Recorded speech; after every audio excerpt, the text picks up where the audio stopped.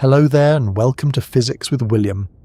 Where curiosity gets cozy, the universe lowers its voice, and science takes the long, quiet road towards sleep. Tonight, we're drifting into one of the strangest questions hiding behind every classroom, every clock, every falling leaf, every star moving silently across the dark. Why does math describe reality so perfectly? Why should numbers, shapes, patterns, and careful little ideas written in notebooks have anything at all to do with the real world outside the window? A world of rain on glass, warm mugs of tea creaking floorboards, orbiting moons, spinning atoms, and sleepy people listening somewhere under a blanket. It is a very odd thing when you stop to think about it. A person can sit at a desk far away from the ocean and use mathematics to describe the rhythm of waves. Someone can write a few careful relationships on a board, and suddenly they can predict where a planet will be years from now. Engineers can build bridges before the first stone is placed. Astronomers can find unseen worlds by noticing a tiny wobble in starlight. And physicists can describe particles so small no eye will ever see them directly. Reality is messy, loud, textured, changing, and full of surprises. Math is quiet, clean, patient, and made of ideas. And yet somehow, when the two meet, they often fit together with an accuracy that feels almost unreasonable. Before we wander into that mystery, let me ask you something gentle. Where are you listening from tonight, and what is something ordinary around you right now that could secretly be described by mathematics? Maybe it is the shape of your room, the rhythm of your breathing, the glow of a screen, the weight of a blanket, or the way shadows fall across the wall. It does not have to be grand. In fact, it is often the ordinary things that make this question feel most strange. The universe does not only answer in numbers when we look at galaxies and black holes. It answers in numbers when a spoon clinks against a cup, when a door swings open, when a drop of water slides down a window. And if you find this kind of quiet, wondering soothing, or if these slow journeys through the deeper questions of physics help you unwind after a long day, I would be very grateful if you liked the video and subscribed. It helps this calm little corner of science reach others who might also need a place where the questions are big, the voice is soft, and nobody is in a hurry to arrive at the answer. I do hope tonight's question is not so interesting that it keeps you awake. But if it does, well, at least you will be lying there with one of the oldest and most beautiful puzzles in human thought keeping you company. So settle in, let your shoulders loosen, let the day become a little quieter, and let us begin with something very simple. Imagine a child placing pebbles in a row. One pebble, then another, then another. Nothing dramatic. No telescope, no particle accelerator, no ancient library full of dusty scrolls. Just a small hand, a patch of ground, and a few stones. At first, counting is practical. It tells you how many shells you collected, how many sheep returned to the pen, how many days have passed since the moon was full. Counting is not yet a grand theory of reality. It is a way of keeping track, a way of noticing that the world has repeatable pieces. But something remarkable hides inside that simple act. When you count pebbles, you're not just looking at pebbles. You're seeing a pattern that can leave the pebbles behind. 3 pebbles, 3 birds, 3 footsteps, 3 stars in a little line. The objects are different, but the number stays the same. The mind discovers that beneath the surface of things, there is a structure that does not depend on what the things are made of. A stone, a fruit, a flame, a sound, a heartbeat, all can take part in the same quiet pattern. That is already a strange power. From there, mathematics begins to feel less like a tool and more like a second kind of sight. Ordinary sight shows us colours, edges, motion, and distance. Mathematical sight shows us sameness, change, order, and relation. It tells us that a circle is not only a wheel, or the moon, or the rim of a cup. It is a kind of shape that can appear again and again in different places with the same deep character each time. It tells us that a rhythm is not only a drumbeat or footsteps on a stair, it is a pattern in time. It tells us that growth, balance, motion, and chance can be spoken about in a language that does not belong to any one object, yet somehow applies to many of them. And that is where the mystery begins to stretch. If mathematics were only a human invention, a private game of the mind, then we might expect it to be useful in small ways, the way a shopping list is useful, or a calendar, or a map drawn on the back of an envelope. But mathematics is not merely useful. It reaches far beyond the situations it was first created for. Ideas invented to study shapes turn out to describe gravity. Patterns explored for pure curiosity later become essential for computers, communication, medicine, and space travel. A thought that begins as a clean little puzzle in the human mind sometimes ends up describing the behaviour of something real, ancient, and enormous. It is a bit like inventing a nonsense word in your bedroom and then discovering that whales have been using it for millions of years. That, of course, is not exactly how it happens, but the feeling is close. There is something uncanny about the way mathematics, created or discovered in the quiet space of thought, keeps finding its reflection in the outer world. It is as if reality has a grammar, and mathematics is our slow attempt to learn how the sentences are put together. Now, of course, reality does not look mathematical at first glance. The world looks like weather, skin, bark, metal, clouds, hunger, footsteps, and stars. It looks like a garden after rain, not a page of careful reasoning. If you spill a box of old buttons onto the floor, you do not immediately think, "Ah yes, a clean and perfect structure." You think, "I will probably step on one of those later." The world arrives to us as a flood of sensation. It does not come with labels attached. It does not whisper the rules in our ears. We have to look, compare, test, measure, and sometimes make terrible mistakes before we notice the pattern hiding underneath. And yet, patterns are there. Day follows night. The moon changes shape and returns, the seasons cycle, objects fall, fire warms, water flows downward, seeds grow in certain ways and not others. Long before formal science, humans learned that the world is not pure chaos. It has habits, it repeats itself. It can be trusted just enough to plant crops, build shelters, follow stars and return home by memory. Mathematics begins in that trust. It begins with the simple belief that if something happened in a certain way before, it might happen in a related way again. That belief is easy to overlook because we live inside it. We expect the floor to remain solid when we get out of bed. We expect a cup to hold water. We expect the sun to rise. We expect a thrown object to move through the air rather than turn into soup, although that would certainly make sports more interesting. Beneath everyday life is a deep assumption that nature has regularity. Mathematics is one of the ways we describe that regularity with care. But why should nature have regularity at all? Why should the universe behave in patterns stable enough for minds like ours to notice? This question sits quietly under the whole subject. If reality changed its rules every moment, mathematics would be nearly useless. If gravity pulled today but pushed tomorrow, if light moved one way in the morning and another way after lunch, if atoms forgot how to be atoms whenever nobody was looking, then no equation, no measurement, no prediction would hold for long.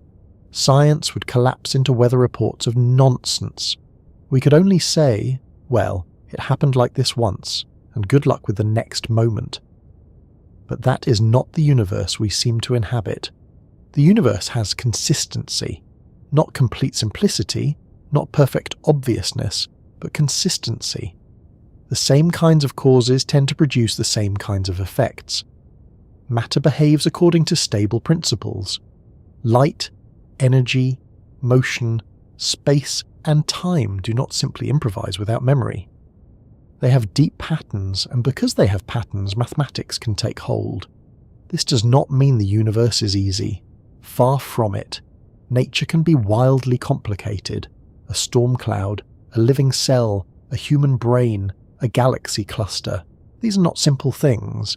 They contain many interacting parts, each affecting the others. But even complexity can have structure. A flock of birds may look like living smoke, turning and folding through the sky. Yet each bird follows local rules of motion and spacing. A river may look restless and unpredictable, yet it still follows the shape of the land, the pull of gravity, the pressure of water behind it. A heartbeat may feel intimate and alive, yet it has rhythm, timing, electrical signals, and physical limits. The world is not simple, but it is not lawless. Mathematics thrives in the space between simplicity and chaos. If everything were perfectly simple, there would be little to discover. If everything were pure chaos, there would be nothing to describe. Reality seems to sit in that rich middle ground, where patterns are hidden but not absent, where order exists but must be earned through attention. That is a very lucky place for curious creatures to find themselves. And we are curious creatures. We do not merely survive in the world, we ask what it is doing. We notice shadows moving and wonder about the sun. We hear echoes and wonder about sound. We watch birds glide and wonder about air. We see stars return to familiar places and wonder whether the heavens are keeping some enormous schedule. Mathematics grows from this habit of wondering, but it also sharpens it. Once you begin to measure, you can ask better questions. Once you can ask better questions, the world begins to reveal patterns that ordinary looking would miss. Think of the difference between saying it is warm today and measuring temperature.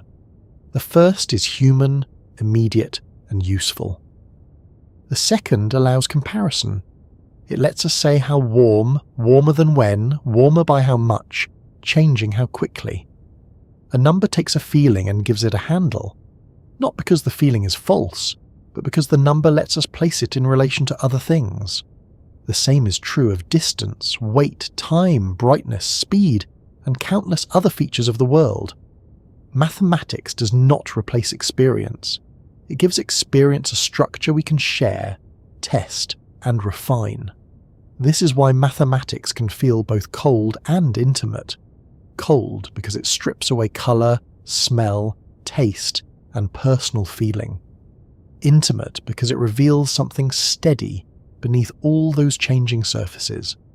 A falling apple and an orbiting moon seem very different to the senses.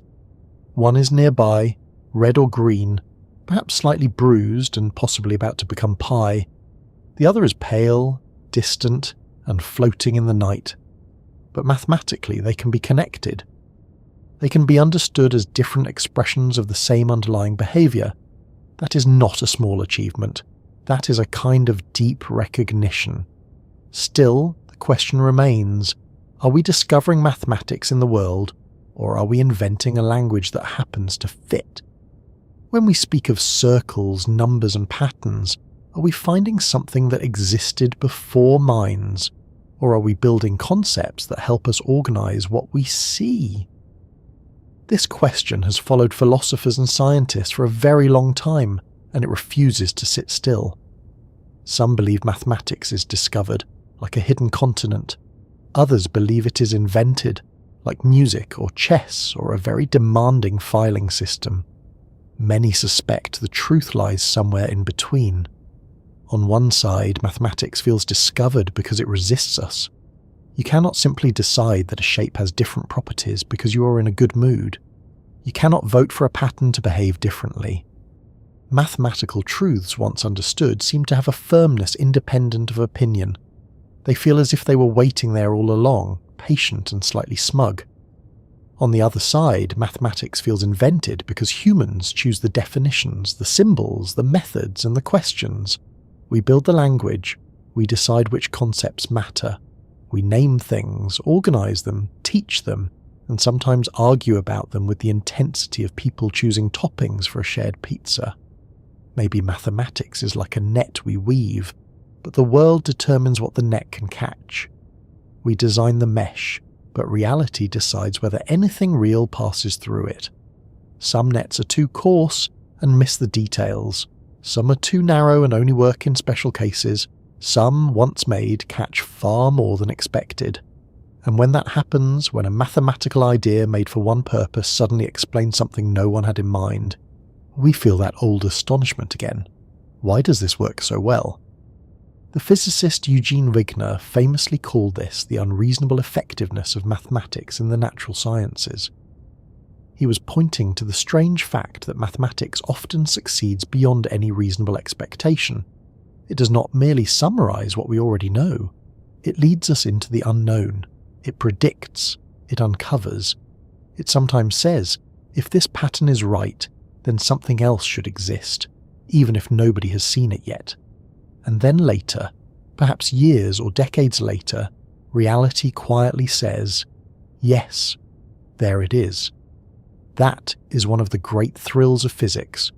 Not only that math describes what we observe, but that it can guide us toward what we have not yet observed. The unseen planet, the hidden particle, the bending of light, the ripples in space, the behavior of matter under conditions no human hand can touch. Mathematics becomes a lantern held out in front of experience, lighting a few steps ahead. Sometimes the light is dim, sometimes it points the wrong way, but often enough it reveals a path. Of course, we should be careful not to make mathematics sound magical. It works so well partly because we keep the parts that work and revise the parts that do not. Human history is full of models that were useful for a while, then replaced. We are very good at remembering the successful predictions and quietly placing the failed attempts in a drawer labelled, perhaps not. Science is not a perfect march from ignorance to truth. It is more like stumbling through a dark room, bumping into furniture, apologising to the furniture, and gradually making a better map. Even so, the map keeps improving. That is the important thing. Better mathematics, better measurements, and better experiments have allowed us to understand nature with astonishing precision. Not perfectly, not completely, but deeply enough to build technology that would have seemed impossible to our ancestors. Phones communicate through invisible waves. Satellites guide travellers across continents. Medical scanners look inside the body without opening it. Spacecraft reach distant worlds by obeying calculations made long before launch. The quiet ideas of mathematics become metal, light, medicine, and motion. And perhaps this is why the question feels so powerful. Math is not just a school subject.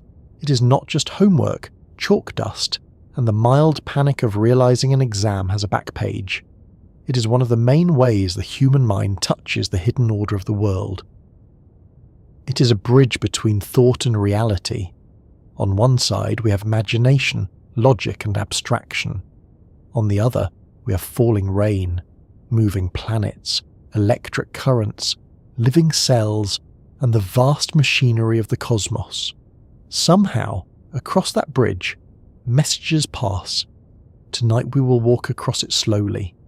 We will begin with counting, because counting is where the world first becomes repeatable in the mind.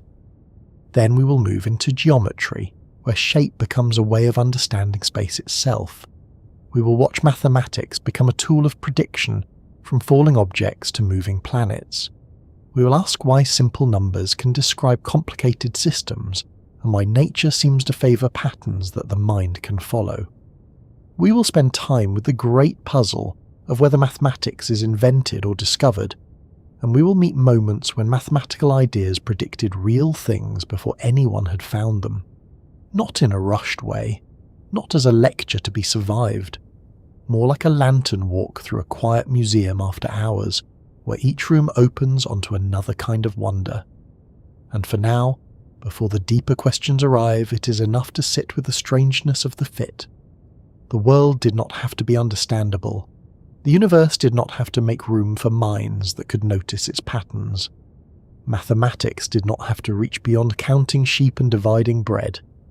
Yet here we are, using numbers to speak of stars, curves to speak of gravity, probability to speak of particles, and patterns to speak of almost everything that changes. The same human mind that forgets where it put its keys can also describe the motion of a moon. That is humbling, comforting, and just a little bit funny. So let your thoughts settle on that gentle contradiction. We are small, sleepy creatures on a rotating planet, surrounded by ordinary objects and everyday concerns, and yet, hidden beneath the ordinary is a quiet order that can be followed. A spoon falls, a clock ticks, a shadow moves, a planet turns, a wave spreads, a heart beats. Each event belongs to the world of touch and sound, but each also has a pattern waiting underneath. Mathematics does not remove the mystery. It gives the mystery edges we can trace with our fingertips. And the first edge, the oldest and simplest one, begins with the act of counting. With the moment the mind notices that many different things can share the same number, and that behind stones, stars, footsteps, and breaths, reality may be speaking in a language older than words. Before anyone had names for physics, before anyone imagined atoms, forces, galaxies, or the hidden machinery of nature, there was counting. Not counting in the classroom sense, not the neat little rows of numbers written on a page, but counting as a quiet act of survival. Counting as memory made visible. Counting as a way of saying, there were this many yesterday, and there should be this many today. Sheep returning at dusk. Baskets of grain stored for winter. Days since the last rain. Children gathered near a fire. Arrows prepared before a hunt. Shells traded beside a river. Stars watched from the same patch of earth night after night. It sounds simple, almost too simple to feel mysterious. But counting may be one of the strangest things the human mind ever learned to do. Because to count something, you first have to notice that the world can be separated into things at all. One stone, one bird, one hand, one flame. The universe does not come to us already sorted into tidy little units with labels attached.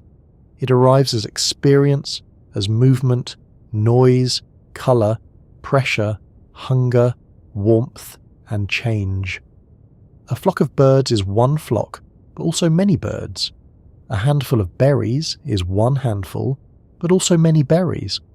A forest is one forest, but also many trees, and every tree is one tree, but also branches, leaves, roots, cells, and smaller pieces hidden beyond sight. So counting begins with a decision. This is one thing, that is another, and once the mind can do that, it can begin to compare. More berries than yesterday. Fewer tracks in the mud than expected. Enough wood for the night, not enough water for the journey. Counting in its earliest form was probably not a grand philosophical adventure. It was practical, earthy, and close to the body. It helped people share food, follow animals, track seasons, and remember obligations. It helped a small community make sense of a world that could be generous one day and dangerous the next. But like many practical tools, counting opened a door much larger than the problem it was meant to solve. A person might begin by counting goats. Then they notice that the same idea works for pots, children, days, fingers, stars, and footsteps. The objects change, but the number does not. That is the miracle hiding in plain sight. Number is not made of wool, clay, skin, fire, water, or wood. Number can attach itself to any of them and remain itself. 3 goats are not 3 pots, and 3 pots are not 3 stars, but threeness, that shared pattern, quietly passes through them all. This is where mathematics begins to lift away from the ground. Not by leaving reality behind, but by finding something in reality that is not tied to any single object. A stone can crack, a fruit can rot, a footprint can wash away, but the idea of how many can survive every change of material.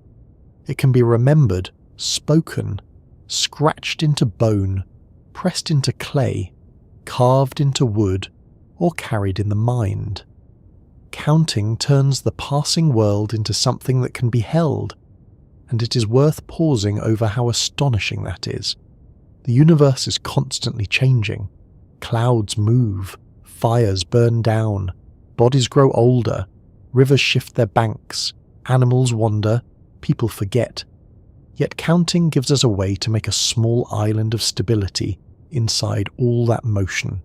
It says, this amount can be recognized again. This pattern can return. This many can be compared with that many. It is a little anchor dropped into the stream of experience. This may be why ancient counting systems were so closely tied to the body. Fingers were among the first calculators, and to be fair, they remain very reliable, unless you're wearing thick gloves or trying to look mysterious at the same time. Hands gave humans a natural way to match one thing with one gesture. A finger for a sheep, a finger for a tool, a finger for a promise. The body became a bridge between the mind and the world. Many number systems grew around hands, fingers, and the rhythm of human movement. We counted because we had bodies that could mark, point, touch, and repeat. But counting with fingers has a limit. A person may have enough fingers for a small flock, but not for a harvest, not for trade across towns, not for the movement of stars over long seasons. So humans began making marks, notches on bones, lines in clay, knots in cords, pebbles in piles. These marks were memory outside the body, a way of letting the world remember for us. Once a number could be recorded, it could travel across time. Someone could count today, and someone else could understand tomorrow. A tally mark is a tiny time machine, carrying a fact from one mind to another. This is one of the quiet revolutions behind civilization. Before writing could preserve poems, laws, myths, and royal boasts about battles that were probably slightly exaggerated. People needed ways to keep accounts. How much grain was stored, how many animals belonged to whom, how many goods had been traded, how much labour was owed. In many places, mathematics and writing grew up together not as decorations of thought, but as tools of organisation. Numbers helped turn memory into record, and record into trust. Trust is an important word here. Counting makes promises more solid. If I give you 5 baskets now and you owe me 5 later, both of us need some way to hold that agreement still. Without counting, the agreement becomes foggy. With counting, it becomes sharper. Of course, humans being humans, the invention of counting probably also led very quickly to the invention of arguing about counting.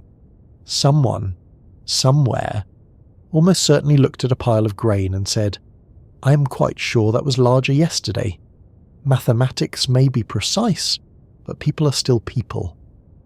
Yet the precision mattered. Counting allowed humans to coordinate beyond the small circle of immediate experience. It made cities easier to manage, trade easier to expand, calendars easier to refine, buildings easier to plan, and labour easier to organise. A society that can count carefully can store, compare, divide, tax, measure, build, and predict. That sounds a little bureaucratic, perhaps not the cosiest sentence ever spoken on Physics with William, but bureaucracy is one of the strange ways mathematics entered everyday life. Someone had to keep track of the barley, but counting did more than help with storage rooms and market stalls. It changed how humans thought about reality itself. Once you can count objects, you can begin to count events, days between moons, steps between places, heartbeats during a ritual, seasons between floods. Counting turns time into something with texture. It makes the future less like a dark unknown and more like a pattern that might be anticipated. If the river floods after a certain number of days, or if the moon returns to fullness after a familiar interval, then counting becomes a way of listening to nature's habits. Here the practical and the cosmic meet. The same mental act that counts goats can count nights. The same patient attention that tracks grain can track stars. And suddenly number is not just about possessions, but about the sky. Ancient people watched the heavens with an attention many of us have lost under city lights. They saw that celestial events returned. The moon changed and repeated. Certain stars rose before dawn at certain times of year. The sun climbed higher in one season and lower in another. These patterns mattered for planting, travel, ceremony, and survival. Counting became astronomy before astronomy had a name. This is one of the first hints that mathematics is not merely imposed on the world by human convenience.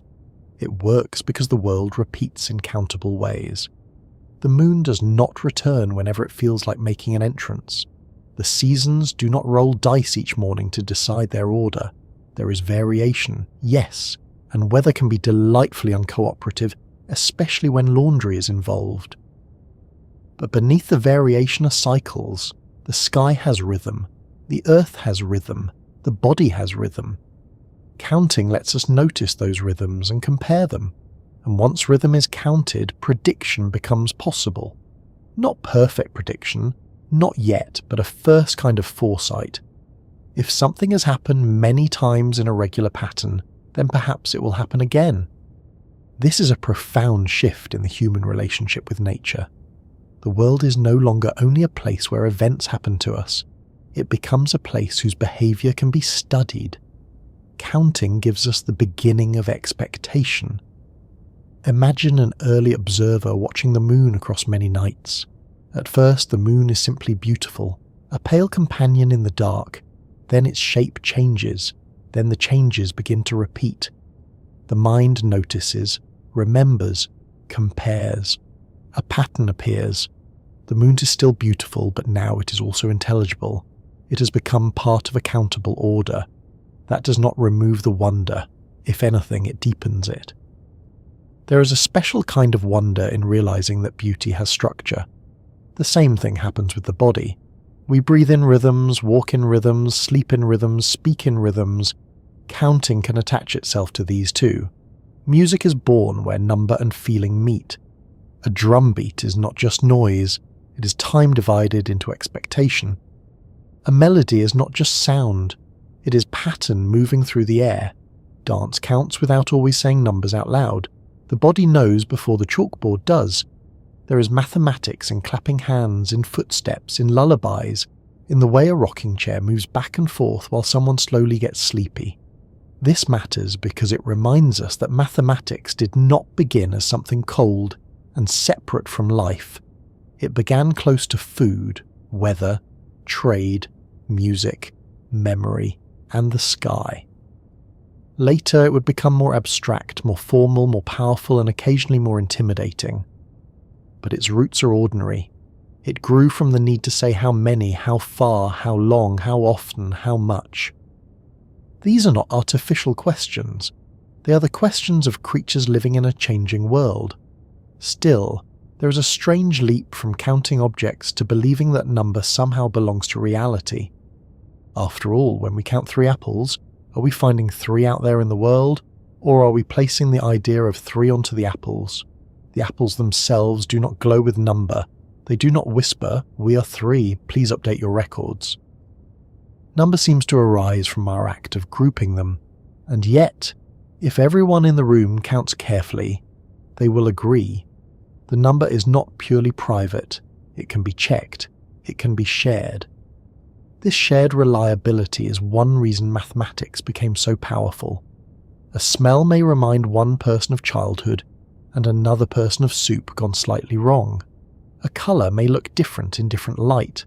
A story may change depending on who tells it. But counting has a stubborn public quality. If there are 4 cups on a table, and nobody's hiding one in a sleeve for dramatic effect, then 4 cups are there for anyone to count.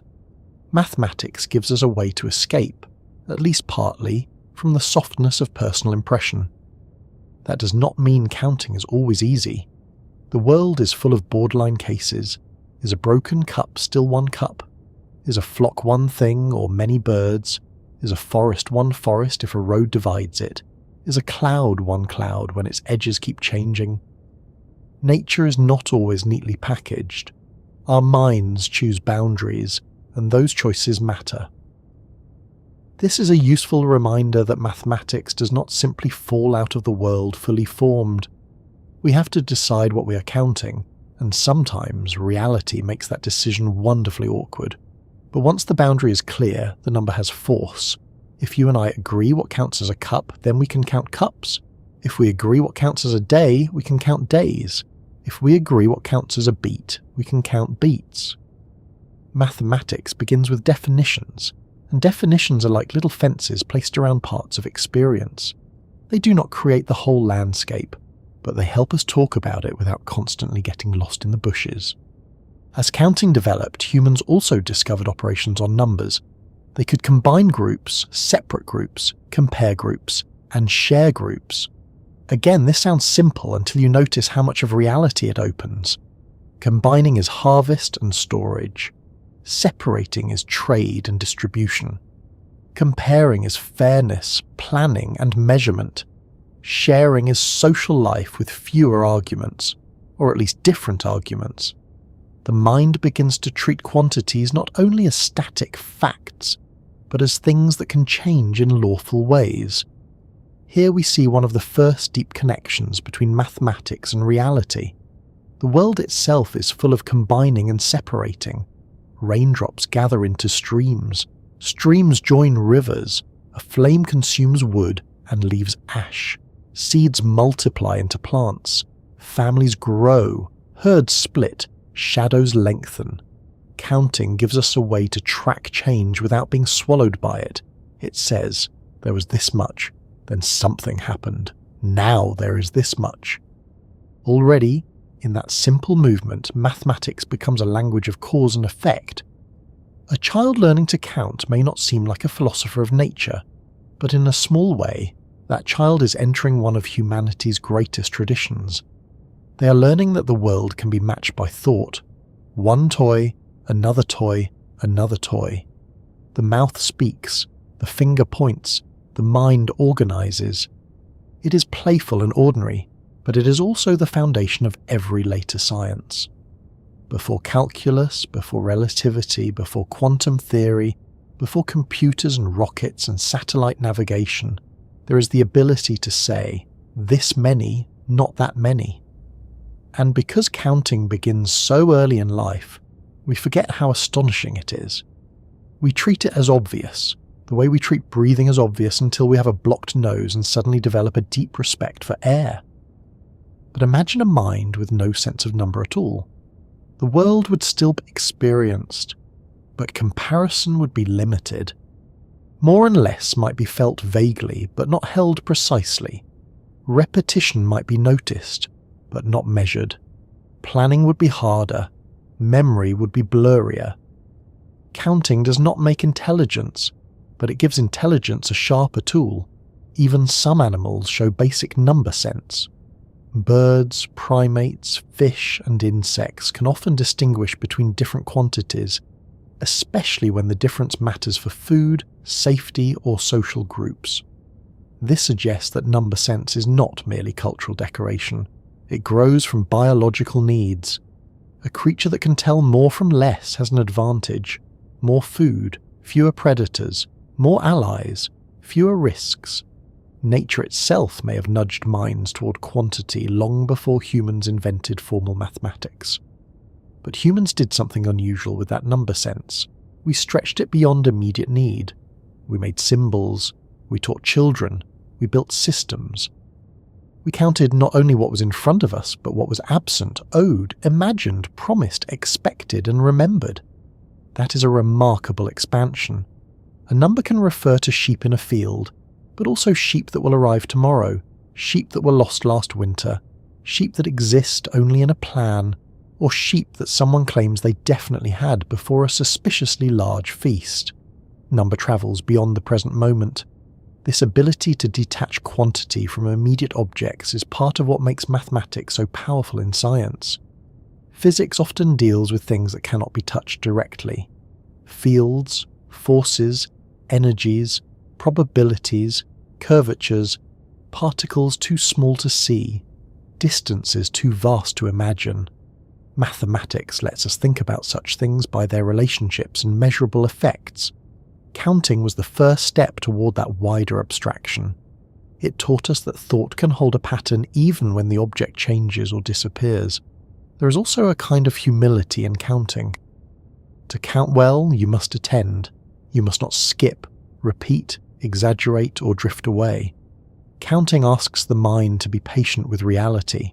It says, do not merely feel that there are many. Look carefully. Match each thing. Let the answer come from the world, not from your mood. In that sense, counting is an early form of scientific discipline. It trains the mind to let reality correct it. And reality does correct us. Anyone who has packed for a trip knows this. You may feel certain you brought enough socks, only to discover later that mathematics disagrees.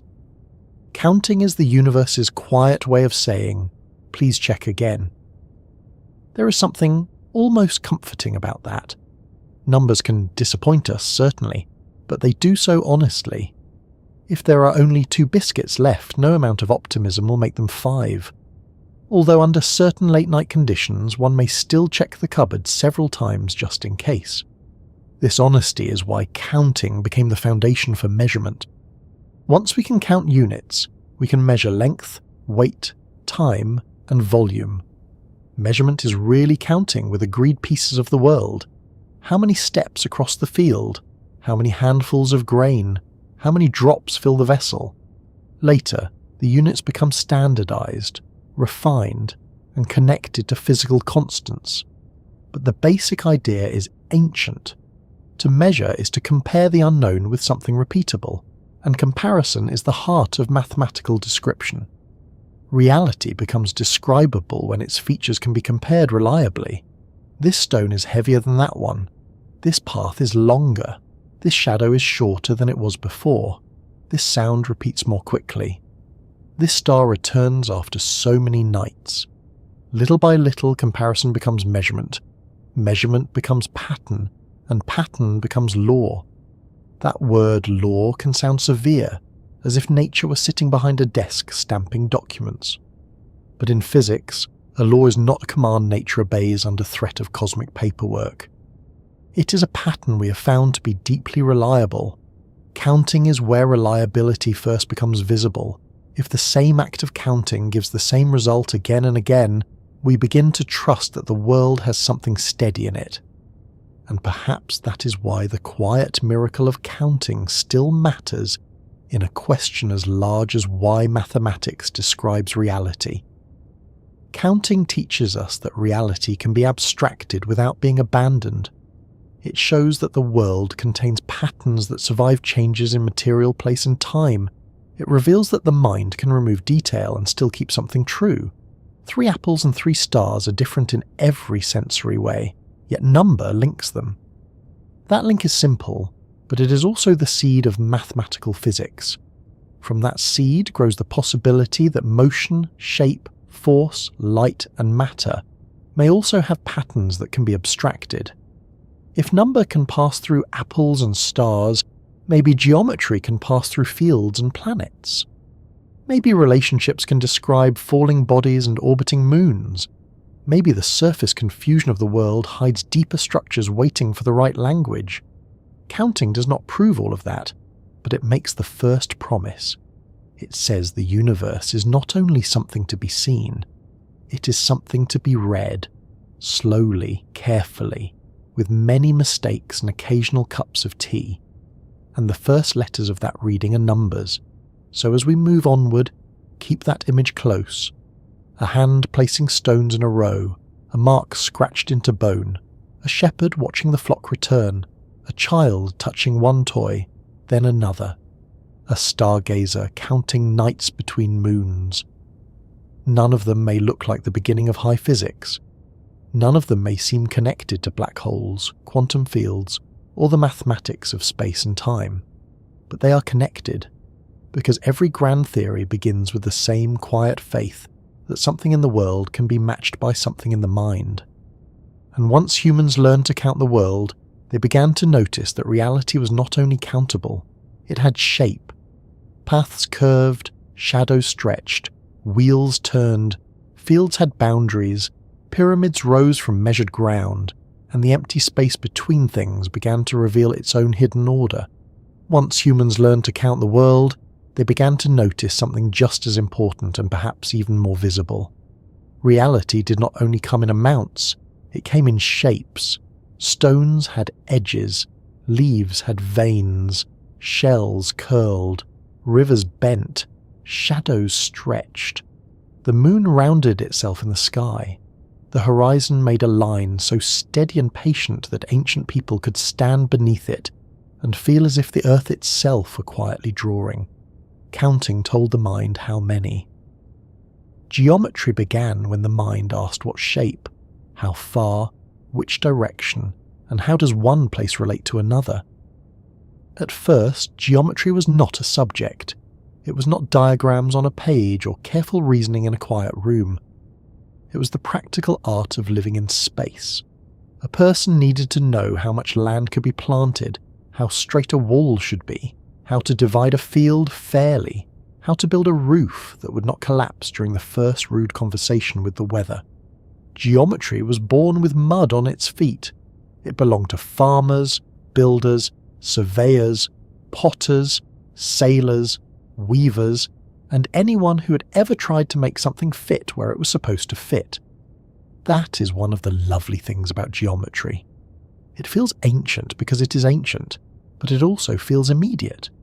You use it when you open a door, place a cup on a table, fold a blanket, walk around a chair in the dark, or wonder whether a sofa will pass through a doorway without turning the afternoon into a domestic engineering crisis.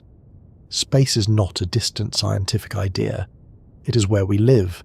It is the quiet container of every movement we make. Geometry is the mind learning how to pay attention to that container.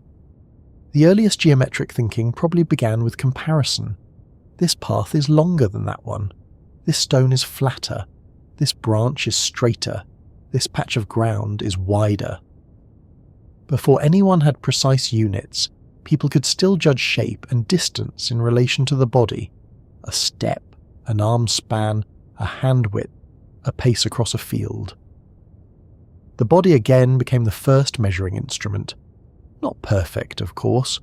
One person's stride may be another person's small expedition, but it was enough to begin organising space.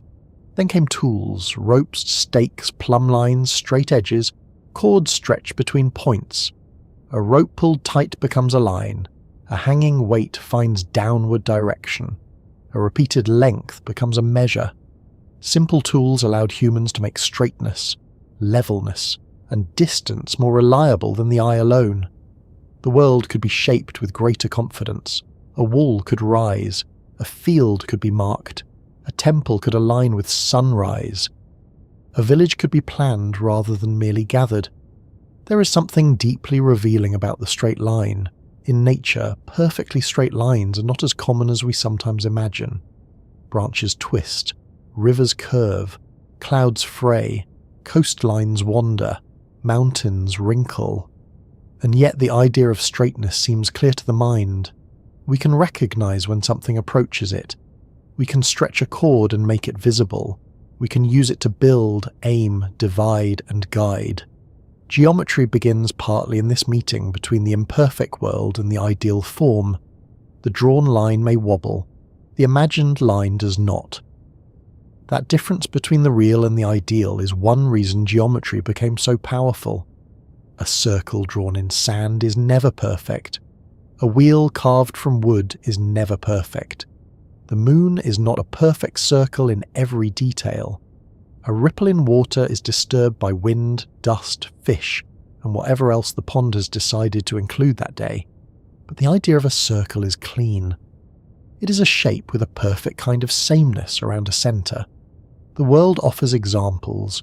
The mind abstracts the ideal. Then the ideal helps us understand the examples. This is not a rejection of reality. It is a way of simplifying it so that something important can be seen. If you look at a wooden wheel, you can notice scratches, grain, weight, colour, smell, and the fact that it might squeak at precisely the most annoying moment. But if you're trying to understand why it rolls, you must look past some details and focus on shape. Geometry lets the mind set aside what is not needed for the question at hand. It does not say the other details are unreal. It says, for this purpose, let us follow the shape. That is one of the great habits of mathematics. It removes some of the world so that another part becomes clearer. This can feel strange at first, because real things are always richer than the diagrams that describe them. A triangle on a page is not a mountain slope, a roof frame, or the path of sunlight through a window. but because it leaves out colour, material, smell and weather, it can apply to all of them. Geometry gains power by being less specific. It becomes useful in many places because it does not belong completely to any one of them. The ancient Greeks pushed this idea to a new level. They did not only use geometry for measuring land and building structures, they began asking what could be known with certainty about shapes themselves. If you start with a few simple ideas, what must follow from them? This was a different kind of knowledge. It was not based only on measuring many objects and noticing what usually happened. It was based on reasoning. If a claim followed logically from the basic assumptions, then it had a special kind of firmness. You did not need to check every triangle in the world. You could understand the structure that all triangles of that kind shared. This must have felt almost magical. In the ordinary world, knowledge is often uncertain. The weather may change, a witness may misremember, a tool may break, a market price may rise because someone somewhere had an unfortunate harvest. But in geometry, the mind found statements that seemed unshakable. Not because someone powerful declared them true, but because they could be shown, step by careful step. Geometry became a place where human thought could build a little island of certainty. And yet, that island was not floating away from the world, it kept touching reality. Builders used geometry, astronomers used geometry, navigators used geometry, artists used geometry, land surveyors used geometry. The certainty of ideal shapes helped people work with imperfect materials. A real beam might warp, a real stone might chip, a real road might be uneven, but the geometric plan gave direction. It was a pattern toward which real things could be brought. This is another clue to why mathematics describes reality so well. Reality is not made of perfect diagrams, but it often behaves in ways that can be approximated by them. A planet is not a perfect sphere. Its surface has mountains, oceans, and bulges. But for many questions, treating it as a sphere is good enough to reveal deep truths. A path may not be perfectly straight, but straight lines help us measure distance. A wave may not be perfectly regular, but simple wave patterns help us understand sound and light. Mathematics does not always need reality to be perfect. It needs reality to have enough order that ideal forms can guide us. Geometry also taught humans that space itself has structure. At first, space may seem like nothing, just the emptiness between things. But geometry shows that emptiness has relationships. Points can be near or far. Lines can meet or never meet. Shapes can fit, rotate, reflect, and repeat. Angles can open wider or narrower, surfaces can curve. Volumes can hold. Space is not merely absence, it has a kind of order that can be studied. This is easy to miss because we move through space so naturally. Your hand reaches for a cup without needing a formal lesson in coordinates. Your feet find the floor. Your eyes judge the distance to a doorway. Your body is doing geometry all the time in ways that feel effortless. Unless you are very tired, in which case the corner of the bed may suddenly become a surprise mathematical obstacle. But beneath that ordinary movement is a brain constantly estimating shape, depth, direction, balance, and motion. Our senses give us a lived geometry. The world has up and down, near and far, inside and outside, open and closed. Children learn this before they learn numbers on a page. They crawl under tables, stack blocks, fit shapes into holes, and discover that some objects roll, while others simply sit there with admirable stubbornness. The body learns space through action. Formal geometry later gives names and rules to things the body already knows. Still, formal geometry can go far beyond common sense. Once humans began studying shapes carefully, they found patterns hidden inside patterns. The same relations appeared in architecture, music, astronomy, art, and nature. The spiral of a shell, the branching of a tree, the symmetry of a flower, the packing of seeds, the shape of crystals, the cells of a honeycomb. Nature does not draw from a geometry textbook, but it often produces forms that geometry can recognize. Why should that be? Part of the answer is efficiency. Shapes in nature are not random decorations. They often arise from forces, growth, pressure, balance, and energy. A soap bubble becomes round because that shape can enclose space while using the least surface in that situation. A honeycomb forms repeated cells because it is a strong and efficient way to store honey and support structure with limited wax. Crystals grow in repeating patterns because atoms arrange themselves according to their internal relationships. The shapes are not chosen for beauty alone, though they may be beautiful. They come from physical constraints. Geometry is good at describing constraints. If something must fit, stretch, balance, fold, pack, flow, or grow, then shape matters.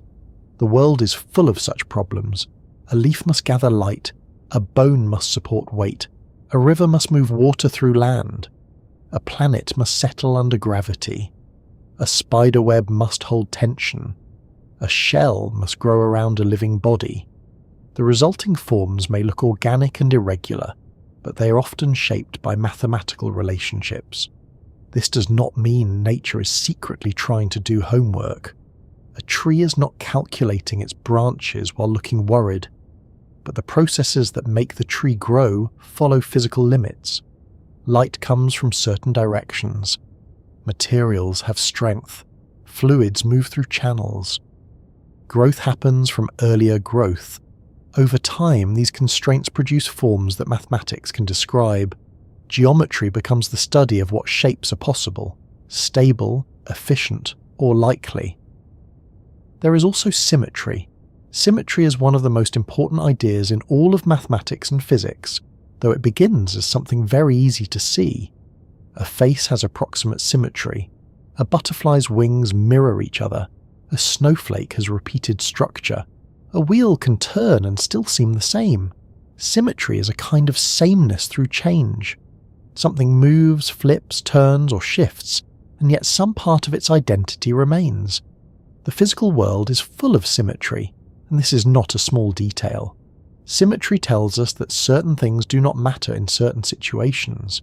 If the laws of nature are the same here as they are over there, then location itself is not changing the rule. If the laws are the same today as they were yesterday, then time is not rewriting them moment by moment. If a system can rotate and still behave in a related way, then direction has a hidden regularity. These ideas become extremely powerful in modern physics, but their roots are geometric. Shape teaches us that change and sameness can live together. A circle is the friendly doorway into this idea. Turn a circle, and it looks the same. That simple fact is a kind of symmetry. A square has less of that turning sameness, but still some. A random potato has very little, though it may have other virtues. The more symmetry something has, the more transformations leave it unchanged. In physics, this way of thinking becomes a key to understanding conservation, motion, particles, and fields.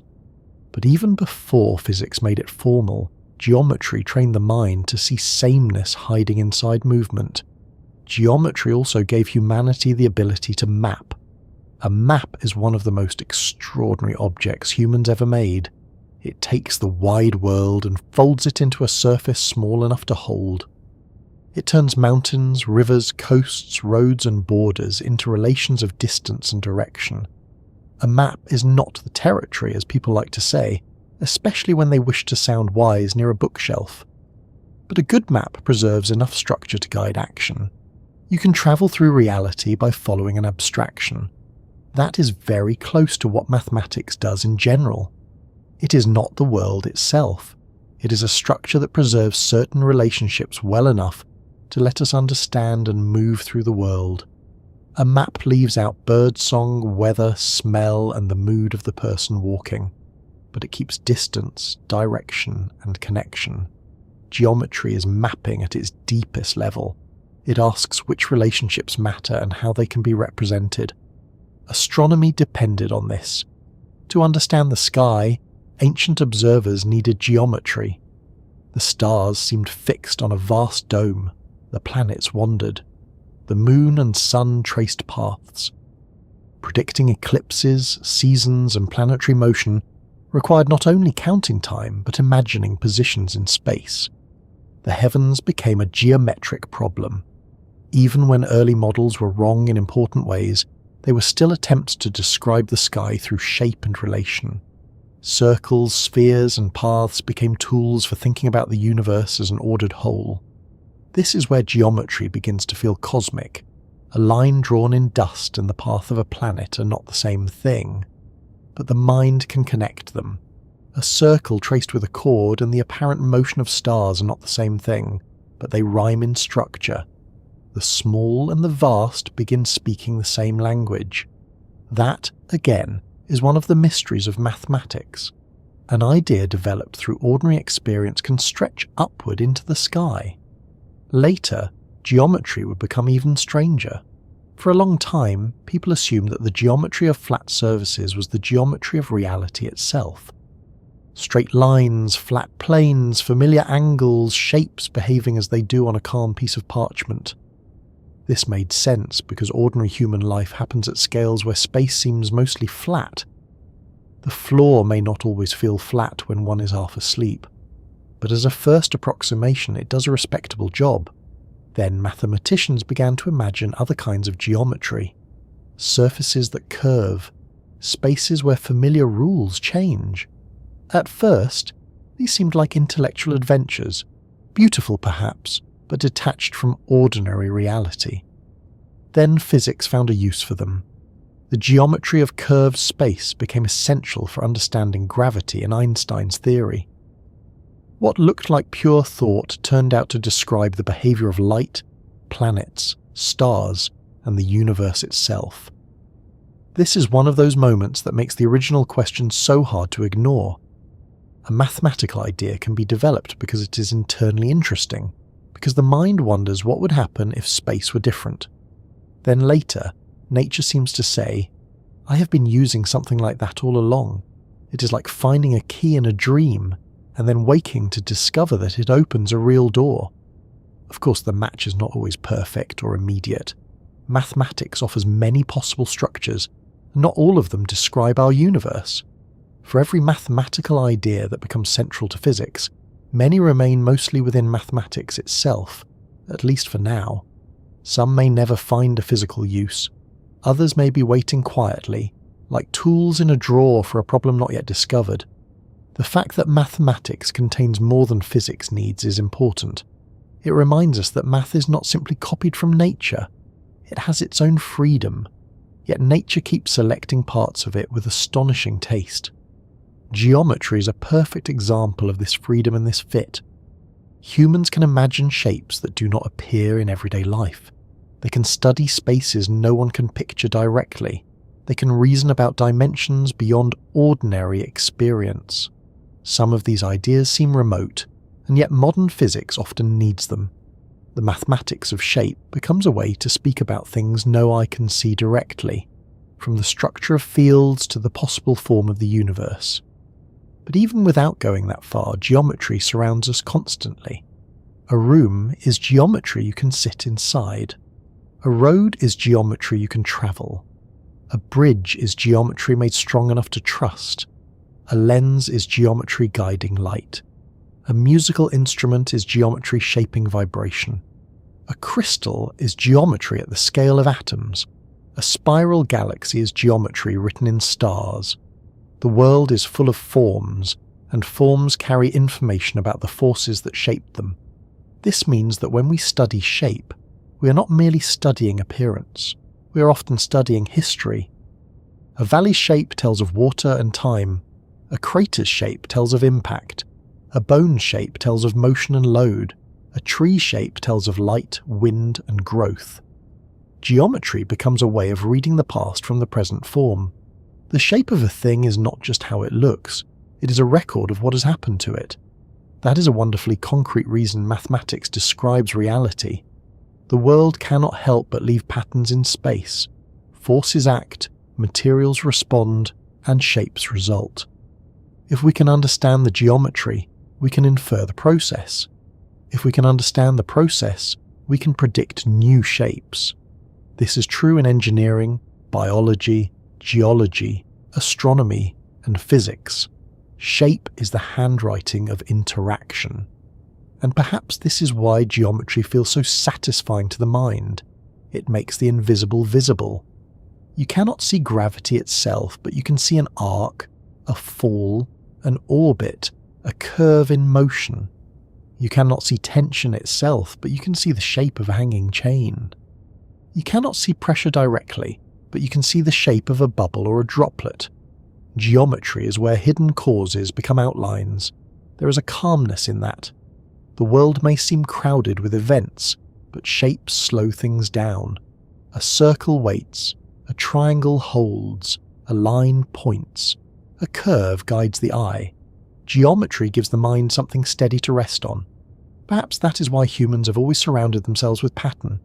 Tiles, woven cloth, carved borders, temple plans, city streets, windows, arches, wheels. We do not merely use geometry. We seem to enjoy living inside it.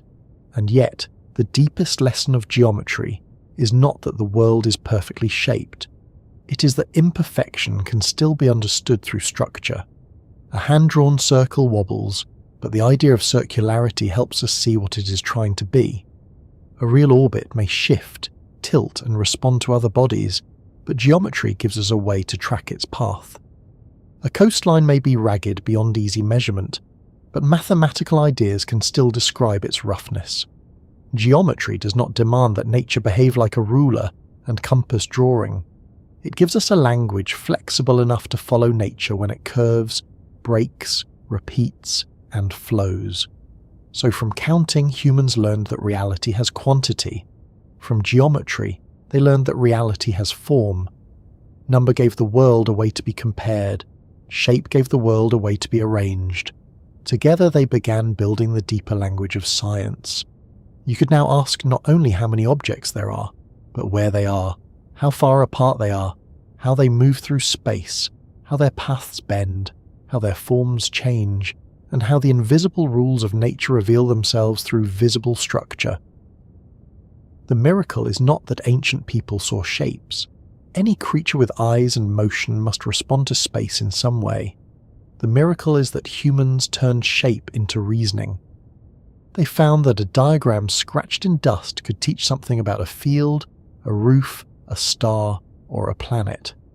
They discovered that space could be simplified without being betrayed. They learned that ideal forms, though never perfectly present in the world, could help explain the world with surprising accuracy. And as geometry matured, it prepared the way for one of the greatest transformations in human thought.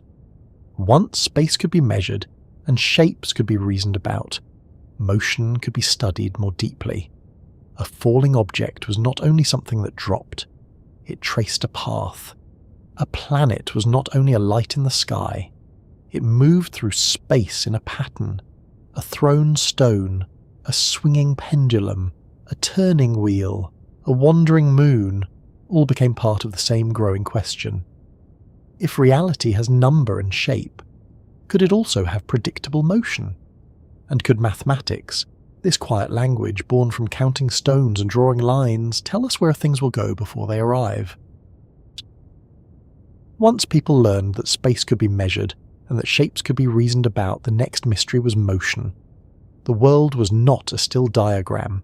It moved, stones dropped, arrows flew, rivers ran, clouds drifted, wheels turned, pendulums swung, the sun crossed the sky, the moon changed place from night to night, and the wandering planets refused to stay fixed among the stars.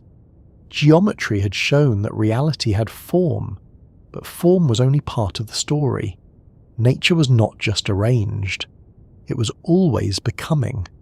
Emotion is a very strange thing when you slow down enough to notice it. A cup sitting on a table seems simple. A falling cup is suddenly a problem. Where will it land? How fast will it fall? Why does it fall downward instead of politely floating sideways toward the bookshelf? A stone resting in the hand is one matter. A stone thrown through the air becomes a little moving puzzle, tracing a path that the eye can follow but the mind wants to understand. For most of human history, motion was familiar without being deeply explained. People knew how to throw, catch, walk, run, sail, build, and aim. But knowing how to live with motion is not the same as knowing what motion is. Early explanations of motion were often tied to everyday intuition. Heavy things seemed eager to fall. Smoke seemed to rise because it belonged upward. A cart kept moving only while a horse pulled it. Rest felt natural, and motion felt like something that had to be continuously supplied. This way of thinking made sense from ordinary experience because ordinary experience is full of friction. Push a chair across the floor and it stops. Roll a wheel on rough ground and it slows. Slide a cup along a table and it eventually comes to rest, usually after making a sound that wakes anyone nearby who had just managed to drift off. So it was tempting to believe that things naturally stop unless something keeps them going. But nature is often more subtle than first impressions. The chair stops not because motion itself dies away, but because the floor resists it. The wheel slows because the ground, the air and the axle steal its motion bit by bit. If you could remove those disturbances, an object in motion would not need constant pushing to continue. This is one of the great shifts that eventually led to modern physics. Motion was not something that required ongoing permission. Motion could persist. What needed explaining was not only why things move, but why their motion changes. That change in thinking took a long time. It required better measurements, better clocks, better instruments, and a willingness to distrust common sense when common sense had been quietly trained by rough floors and sticky wheels. It also required mathematics, not just counting how many objects there were, and not just drawing the shapes around them, but describing how position changes with time. Once motion could be measured carefully, it could become a pattern. Once it became a pattern, it could be predicted. This is where the story becomes one of the most important turns in human thought. Mathematics stopped being only a way to describe what had already happened. It became a way to say what would happen next. There is something almost eerie about prediction. If you watch a stone fall, you can describe the fall afterward. That is useful, but not shocking. Anyone can say, yes, it fell. A cat can observe this too, though it may pretend not to care. But if you can describe the pattern so well that you know where the stone will be before it arrives, then something deeper has happened. Your mind has reached ahead of the event. You have not controlled nature, but you have understood enough of its regularity to meet it in the future. This is a powerful reason mathematics became the language of physics. Physics is not satisfied with stories that only make sense afterward. It wants relationships strong enough to predict. If the same conditions return, or if the relevant differences are known, mathematics can sometimes tell us the outcome before experience delivers it. That is not merely description, that is a form of foresight. One of the great figures in this transformation was Galileo Galilei. He lived at a time when inherited ideas about motion were beginning to loosen under the pressure of experiment. Galileo wanted to know how falling bodies actually behaved, not merely how philosophers said they should behave. The famous story says he dropped objects from the Leaning Tower of Pisa, though history is a little less tidy than the storybook version. What matters more is that he studied motion with measurement and mathematics, especially by using inclined planes to slow falling motion enough to examine it carefully. This is such a beautifully practical idea. Falling happens quickly. If you simply drop an object, it is over almost before careful measurement can begin. But let a ball roll down a slope, and the same basic pull of gravity is gentled, stretched out, made slow enough for observation.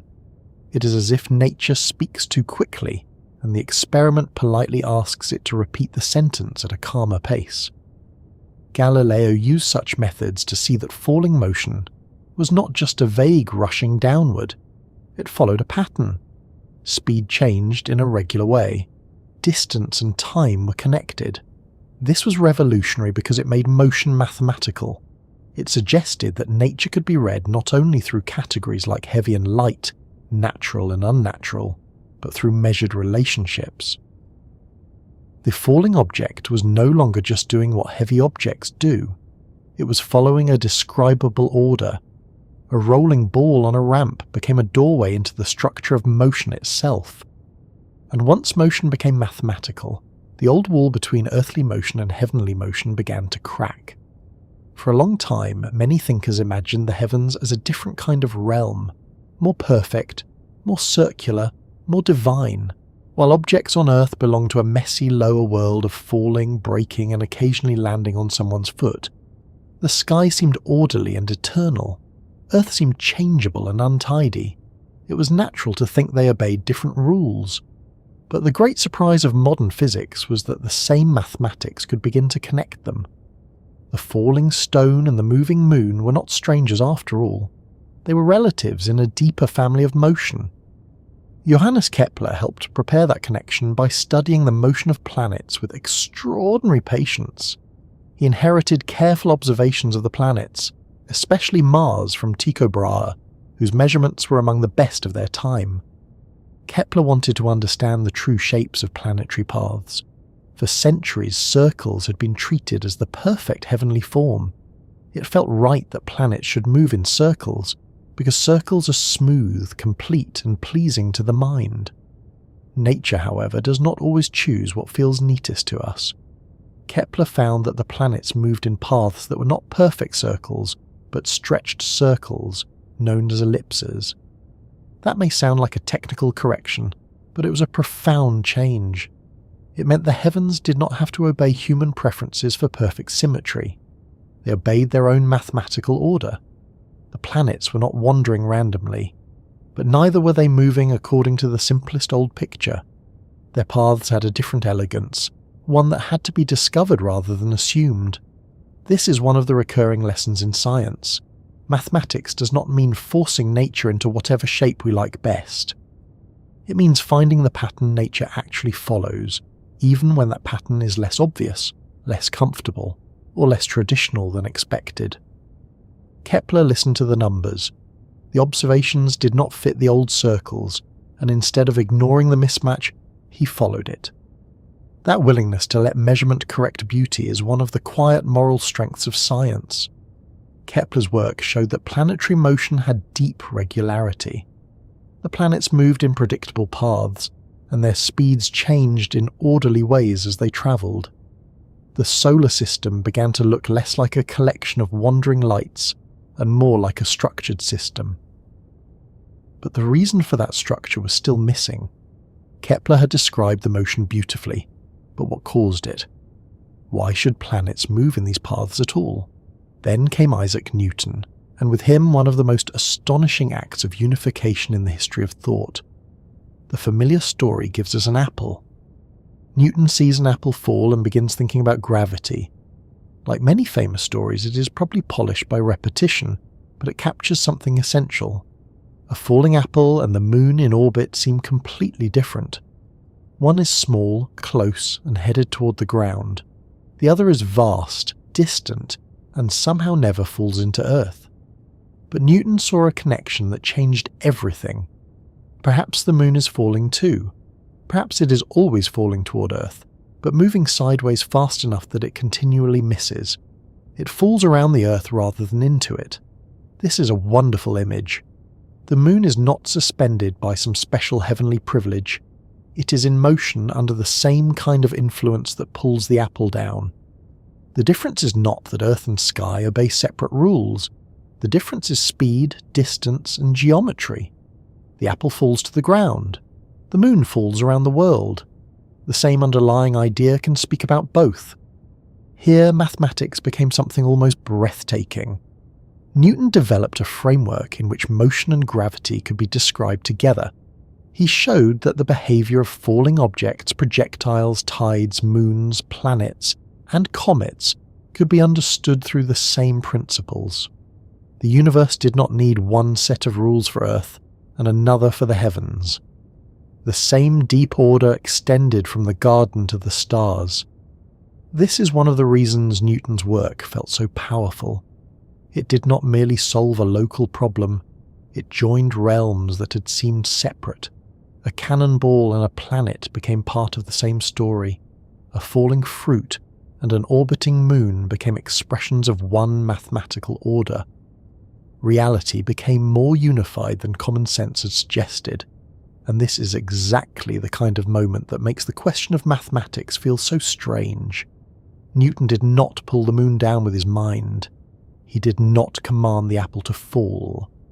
He wrote relationships, refined ideas, compared them with observation, and the result was a framework that could predict real motion with extraordinary success.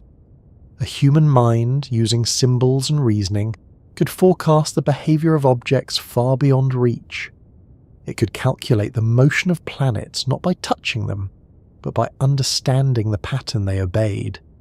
The success of this approach changed what people believed science could do.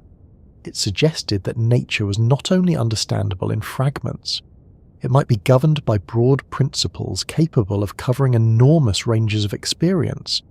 The same idea could work for small things and large things, nearby things and distant things, everyday objects and celestial bodies. Mathematics became the thread that stitched these scales together. Prediction became the proof of understanding. If a mathematical model could say where a planet would appear in the sky, and then the planet appeared there, the model gained trust. If it could predict the return of a comet, and the comet returned, trust deepened. If it could explain tides, projectiles, falling bodies, and planetary paths, then mathematics was no longer just a convenient description. It looked like a window into the machinery of nature. There is a calm beauty in that phrase, the machinery of nature. It should not make us think of the universe as dull or mechanical in the crude sense. A machine can be intricate. A clock can be beautiful. A living cell can be far more complicated than any clock. But Newton's age began to imagine the universe as lawful, consistent, and in some sense readable. If you knew the positions and motions of things, and if you knew the rules by which those motions changed, then perhaps the future could be calculated. This idea was intoxicating. It gave rise to a vision of a predictable universe, one in which the present contains the seeds of the future. Later thinkers would push this vision to an extreme, imagining an intelligence so vast that if it knew every particle and every motion, it could know all past and future. That idea is much too simple for modern physics, especially once chaos, quantum mechanics, and the limits of measurement enter the story.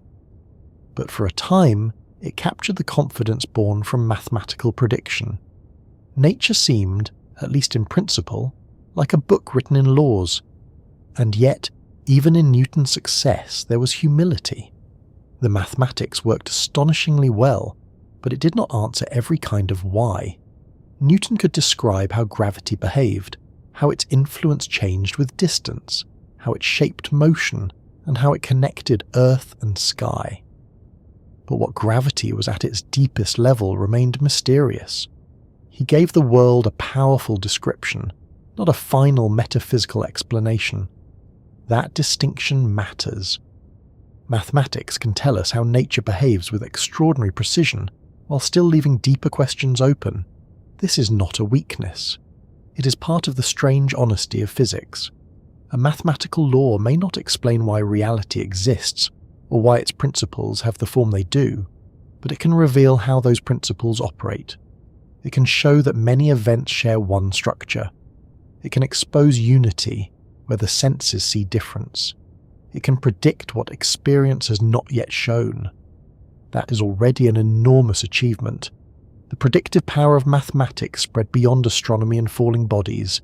It entered engineering, navigation, artillery, architecture, fluid motion, sound, heat, and eventually electricity and magnetism. Wherever something changed regularly enough to measure, mathematics offered a way to describe the change. A bridge could be designed before it stood. A ship could be guided across oceans. A pendulum clock could keep time with increasing accuracy. Machines could be built not only by trial and error but by calculation. This changed humanity's relationship with the physical world. Earlier tools had been shaped by experience, craft, and inherited knowledge. Those remained essential. A skilled builder or sailor knows things no equation alone can replace. But mathematical physics added another layer. It allowed people to test possibilities in thought before committing them to wood, stone, iron, or sailcloth. It made imagination more disciplined and construction more ambitious. The future object could exist first as a pattern, then as a plan, then as a thing. That is one of the remarkable effects of mathematical prediction. It allows reality to be rehearsed. Before a cannonball is fired, its path can be estimated. Before a building rises, its loads can be considered. Before a spacecraft is launched, its route can be planned.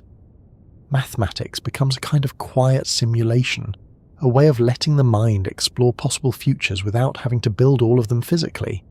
This is tremendously useful, especially when the physical version is expensive, dangerous, or likely to explode in an embarrassing way. But prediction also depends on idealization. Newtonian motion often begins by imagining a simplified world. Smooth surfaces, point masses, no air resistance, perfect conditions. Real life, naturally, is more troublesome. Air pushes back, surfaces rub, materials bend, people misread instructions. A perfect model and a real situation are not identical, so why does the mathematics still work? Because idealization captures the dominant pattern first, then corrections can be added.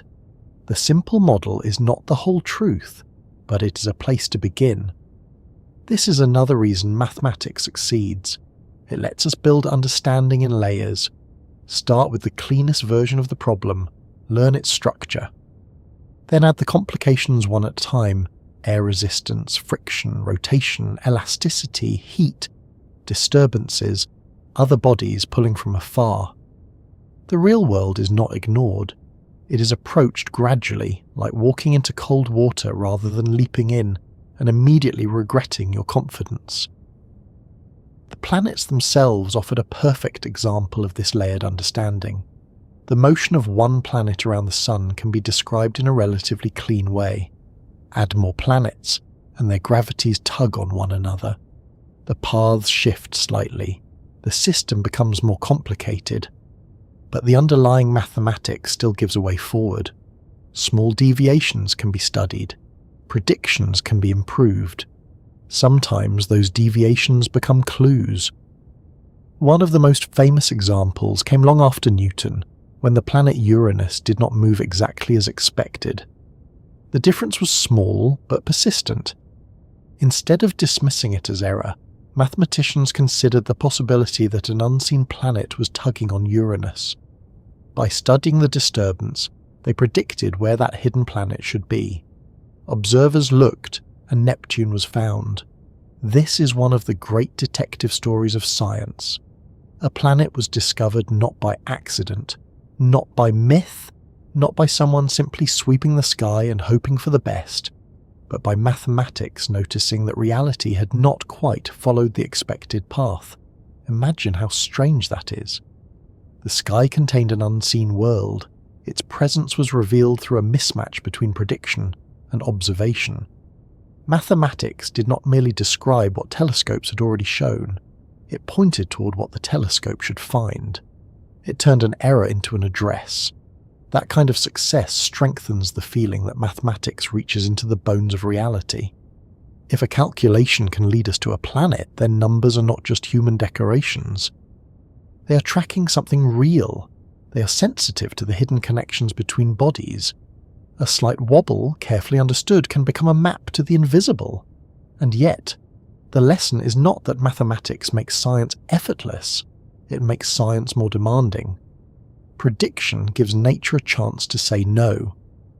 A vague explanation can survive many outcomes because it never risked being precise. But a mathematical prediction makes itself vulnerable. It says, look here, measure this, expect that. If reality disagrees, the idea must change. That vulnerability is a strength. It is how physics becomes more than storytelling. In this sense, the success of equations in predicting nature is not only mysterious, but disciplined. Mathematics works in physics because it is tied to observation. It is not free fantasy. A beautiful idea must meet the world. A clever model must face measurement. A prediction must survive the stubborn facts. Nature is not impressed by elegance alone. It may appreciate elegance, perhaps, but it asks for accuracy. Still, there is something deeply moving about the elegance when it works.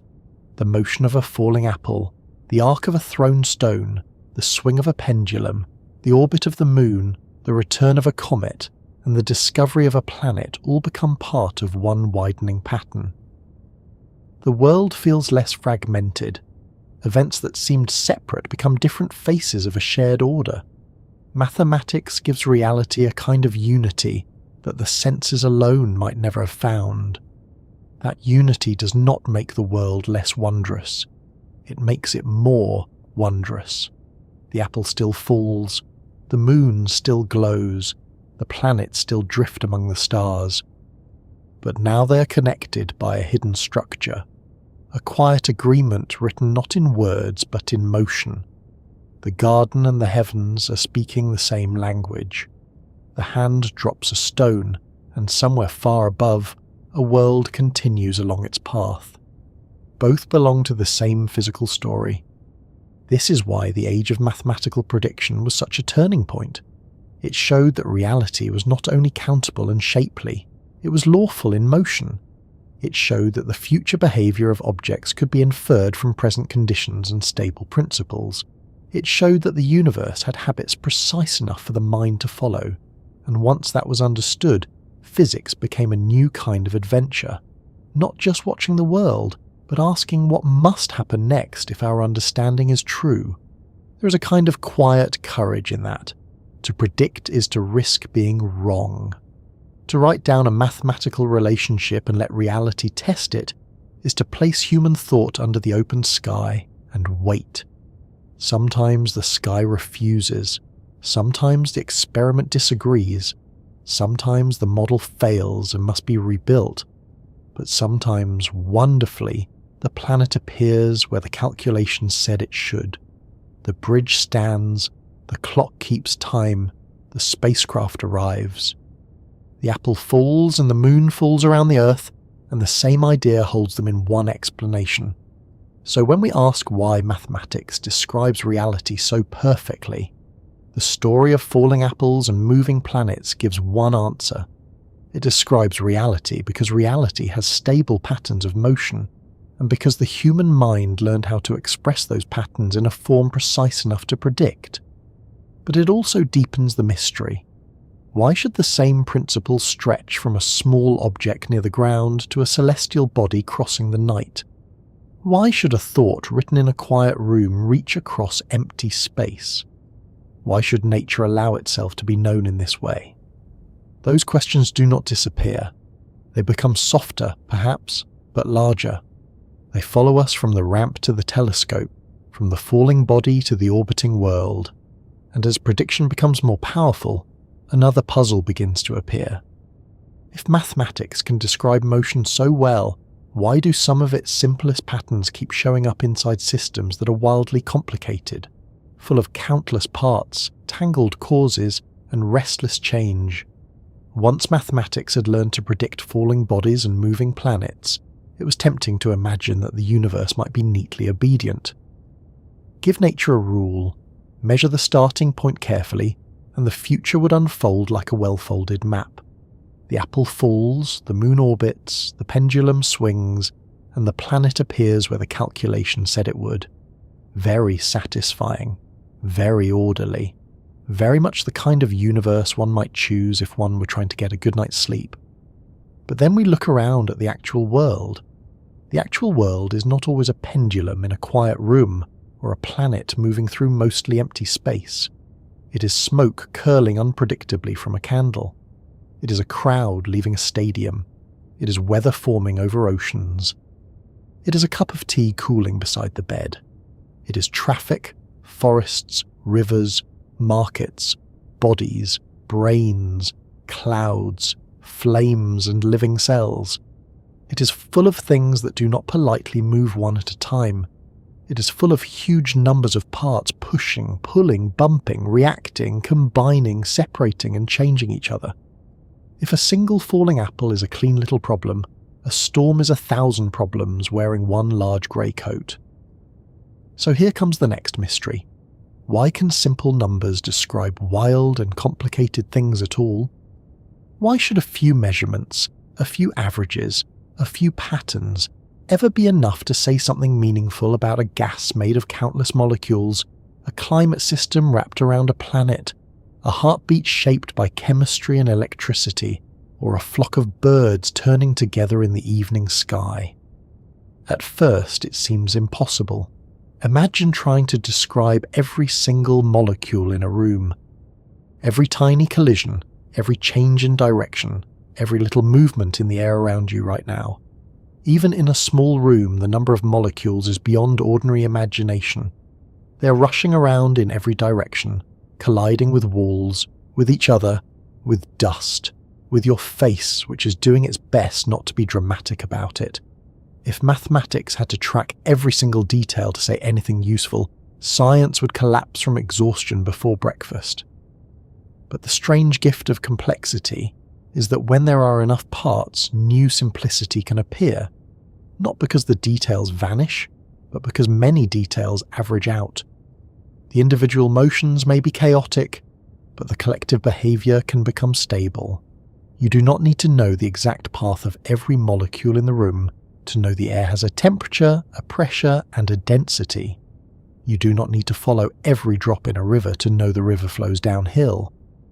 You do not need to track every person in a city to notice traffic patterns, population trends, or the rhythm of morning and evening movement. The details matter, but they also gather into larger patterns. This is one of the most important reasons mathematics works in complicated systems. It does not always describe every part. Sometimes it describes the whole. Think of a beach. If you pick up one grain of sand, it is irregular, tiny and particular. It has its own shape, its own history, its own small chipped edges from waves and stone and time. Now look at the beach from far away. Suddenly you see curves, slopes, dunes, ripples, and shorelines. The individual grains have not stopped existing, but another level of description has appeared. The beach has a form that no single grain contains by itself. Mathematics often works by finding the right level to describe.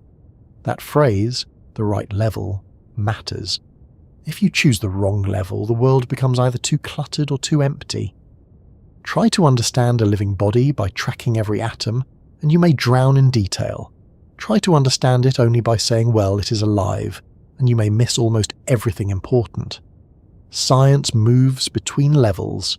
It chooses the scale where the pattern becomes visible. Sometimes the right level is the particle. Sometimes it is the cell. Sometimes it is the organ. Sometimes it is the whole organism. Mathematics can work at each level, but it must ask the right kind of question. This is why simple numbers are not necessarily simple-minded. Averages, rates, ratios, and distributions can summarize a world too crowded for direct description. An average temperature does not tell you the motion of each molecule, but it tells you something real about the collective energy of the system. The height of a wave does not tell you everything about every water molecule, but it tells you something meaningful about the wave as a whole. The pulse rate of a heart does not describe every chemical event inside every cell, but it gives a real and useful measure of the body's rhythm. There is a kind of mercy in this. Reality is too rich to hold all at once. If every detail mattered equally for every question, understanding would be impossible. But nature often allows compression. Many details can be gathered into a smaller number of meaningful quantities. A cloud may be made of countless droplets and air currents, yet we can still speak of humidity, pressure, wind speed, and temperature. A metal bar contains an ocean of atomic activity, yet we can still describe its length, stiffness, temperature, and weight. A crowd contains many individual choices, moods, conversations, and slightly confused people looking for the nearest exit. Yet large-scale movement can still form patterns. This does not mean the individual details are fake. It means that for some purposes, they are not all equally important. Mathematics succeeds when it finds which details can be safely ignored and which cannot. That may sound rude to the ignored details, but it is essential. Every useful model is a selective act of attention. It says, for this question, these features matter most. That is not a failure of knowledge, it is how knowledge becomes possible. A lovely example is the motion of gases. A gas is made of enormous numbers of particles moving in ways no human could track one by one. Yet the gas as a whole can be described by a few large-scale properties. This was one of the great insights of statistical physics. Instead of following each particle like a very tired cosmic accountant, scientists learned to describe the average behavior of huge collections. The disorder at the small scale gives rise to order at the large scale. Random collisions become pressure. Molecular motion becomes temperature. Countless tiny events become a calm number on a thermometer. A thermometer is almost comically simple compared with what it represents. You glance at it, and it gives a single reading. Behind that reading is a storm of microscopic motion. It is as if a whole city were reduced to one quiet sentence. The air is warm, the tea is cooling, the room is comfortable, the bath is too hot, and now you have learned a lesson. A simple number stands for an enormous hidden activity. This is not deception, it is emergence. Emergence is what happens when many parts interact and produce behavior that belongs to the whole system rather than to any single part alone. A single water molecule is not wet in the everyday sense. Wetness appears when many molecules act together. A single neuron does not have a thought. Thought arises from networks of neurons. A single bird does not make a flock pattern. The flock appears through many birds responding to one another. Emergence is one of the universe's great habits, and mathematics is one of the ways we study it. Emergent patterns can be surprisingly simple. A flock of birds may swirl through the sky in shapes that seem choreographed, but each bird may be following relatively simple local tendencies. Stay near neighbours, avoid collisions, align movement, respond quickly. From those modest rules comes a living cloud that turns as if it has one mind. No bird needs to know the whole pattern. The pattern belongs to the group. The same idea appears in fish schools, insect swarms, traffic flow, and even the spread of opinions or fashions. Individual actions may be complicated, but large-scale patterns can still arise. The mathematics does not need to know every private thought in a crowd to describe how crowds move through a doorway. It does not need to know every intention on a road to describe how traffic jams form. Although it would be nice if mathematics could explain why someone always chooses to stop at the top of an escalator, apparently this remains one of the darker mysteries of civilization. Complex systems also reveal that simple causes can produce complicated outcomes. This is where chaos enters the story, and not just the chaos of a kitchen drawer full of cables, though that is also a valid research topic in spirit. In physics and mathematics, chaotic systems are systems that follow deterministic rules, but are extremely sensitive to starting conditions. Tiny differences at the beginning can grow into large differences later. The system is not lawless, but it is hard to predict in detail. Weather is the classic example. The atmosphere follows physical laws, but it is so interconnected and sensitive that small uncertainties can grow quickly. A slight difference in wind, temperature, moisture, or pressure can alter what happens later. That is why weather forecasts become less certain as they reach farther ahead. It is not because meteorologists are simply staring out the window and guessing with expensive computers. It is because the atmosphere is a vast moving system where tiny variations can matter. The mathematics is there, but perfect prediction is limited by complexity and measurement. This teaches an important lesson. Mathematics describing reality does not always mean mathematics gives perfect long-term prediction.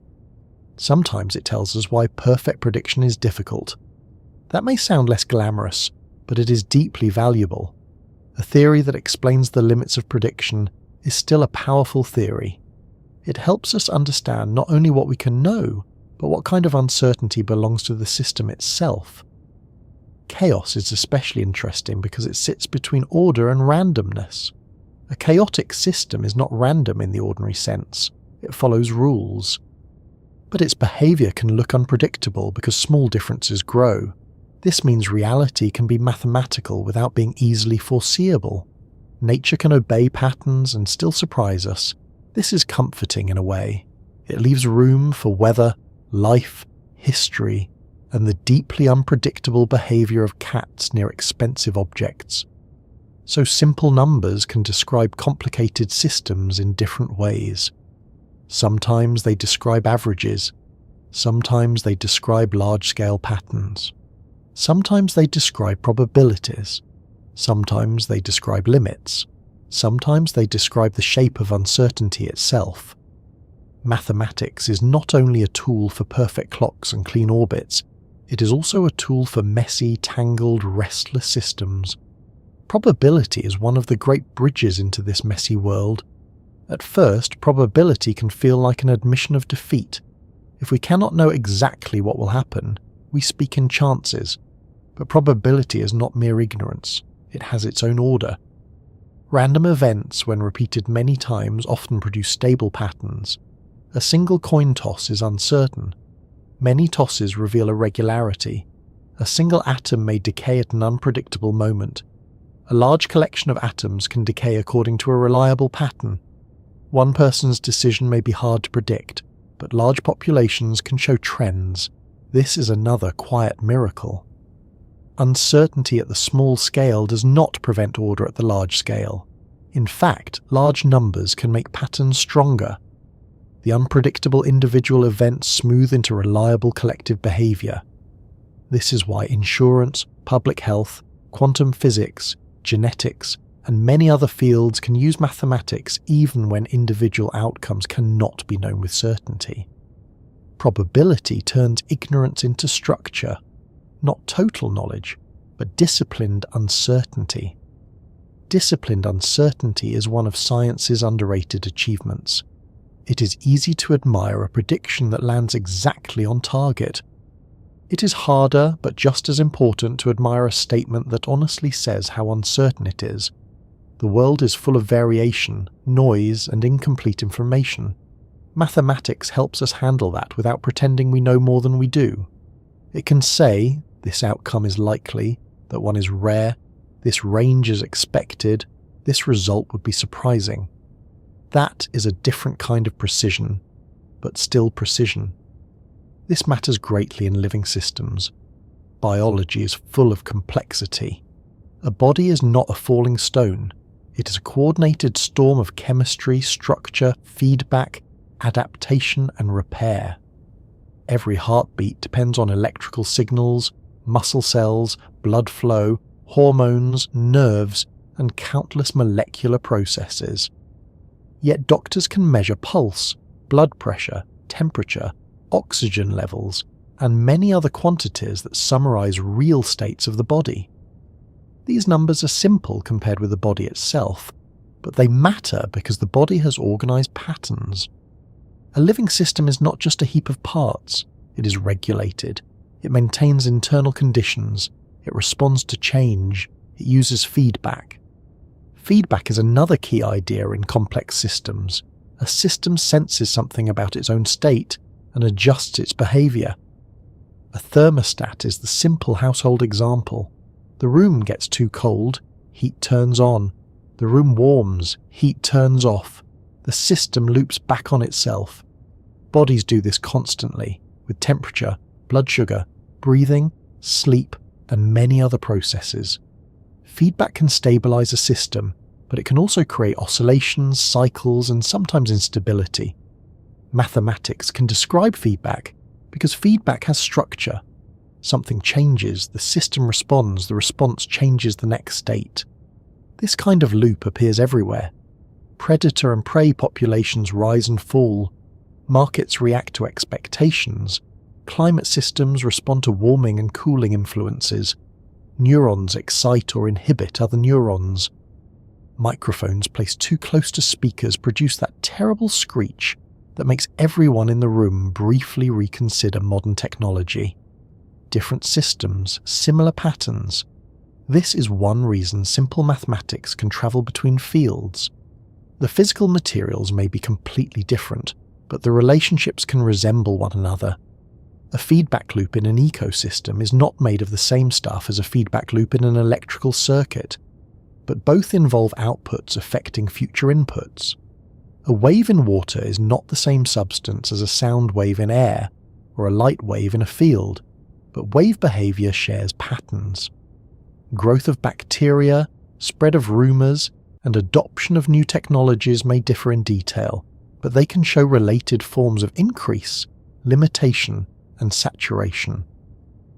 Mathematics describes relationships, and relationships can repeat across different kinds of reality. This is one of its deepest powers.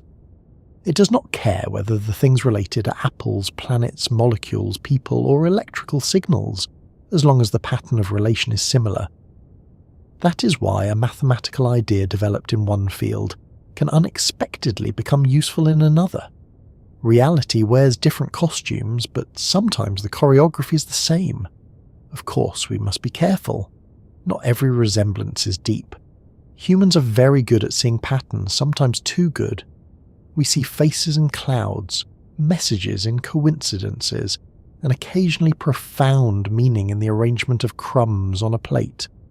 Mathematics and science must be tested against the world. A simple model is useful only if it captures something real. The danger is falling in love with simplicity and forgetting to ask whether nature agrees. Nature often agrees only partly. A simple model may work under certain conditions and fail under others. That is not a disaster. It is information.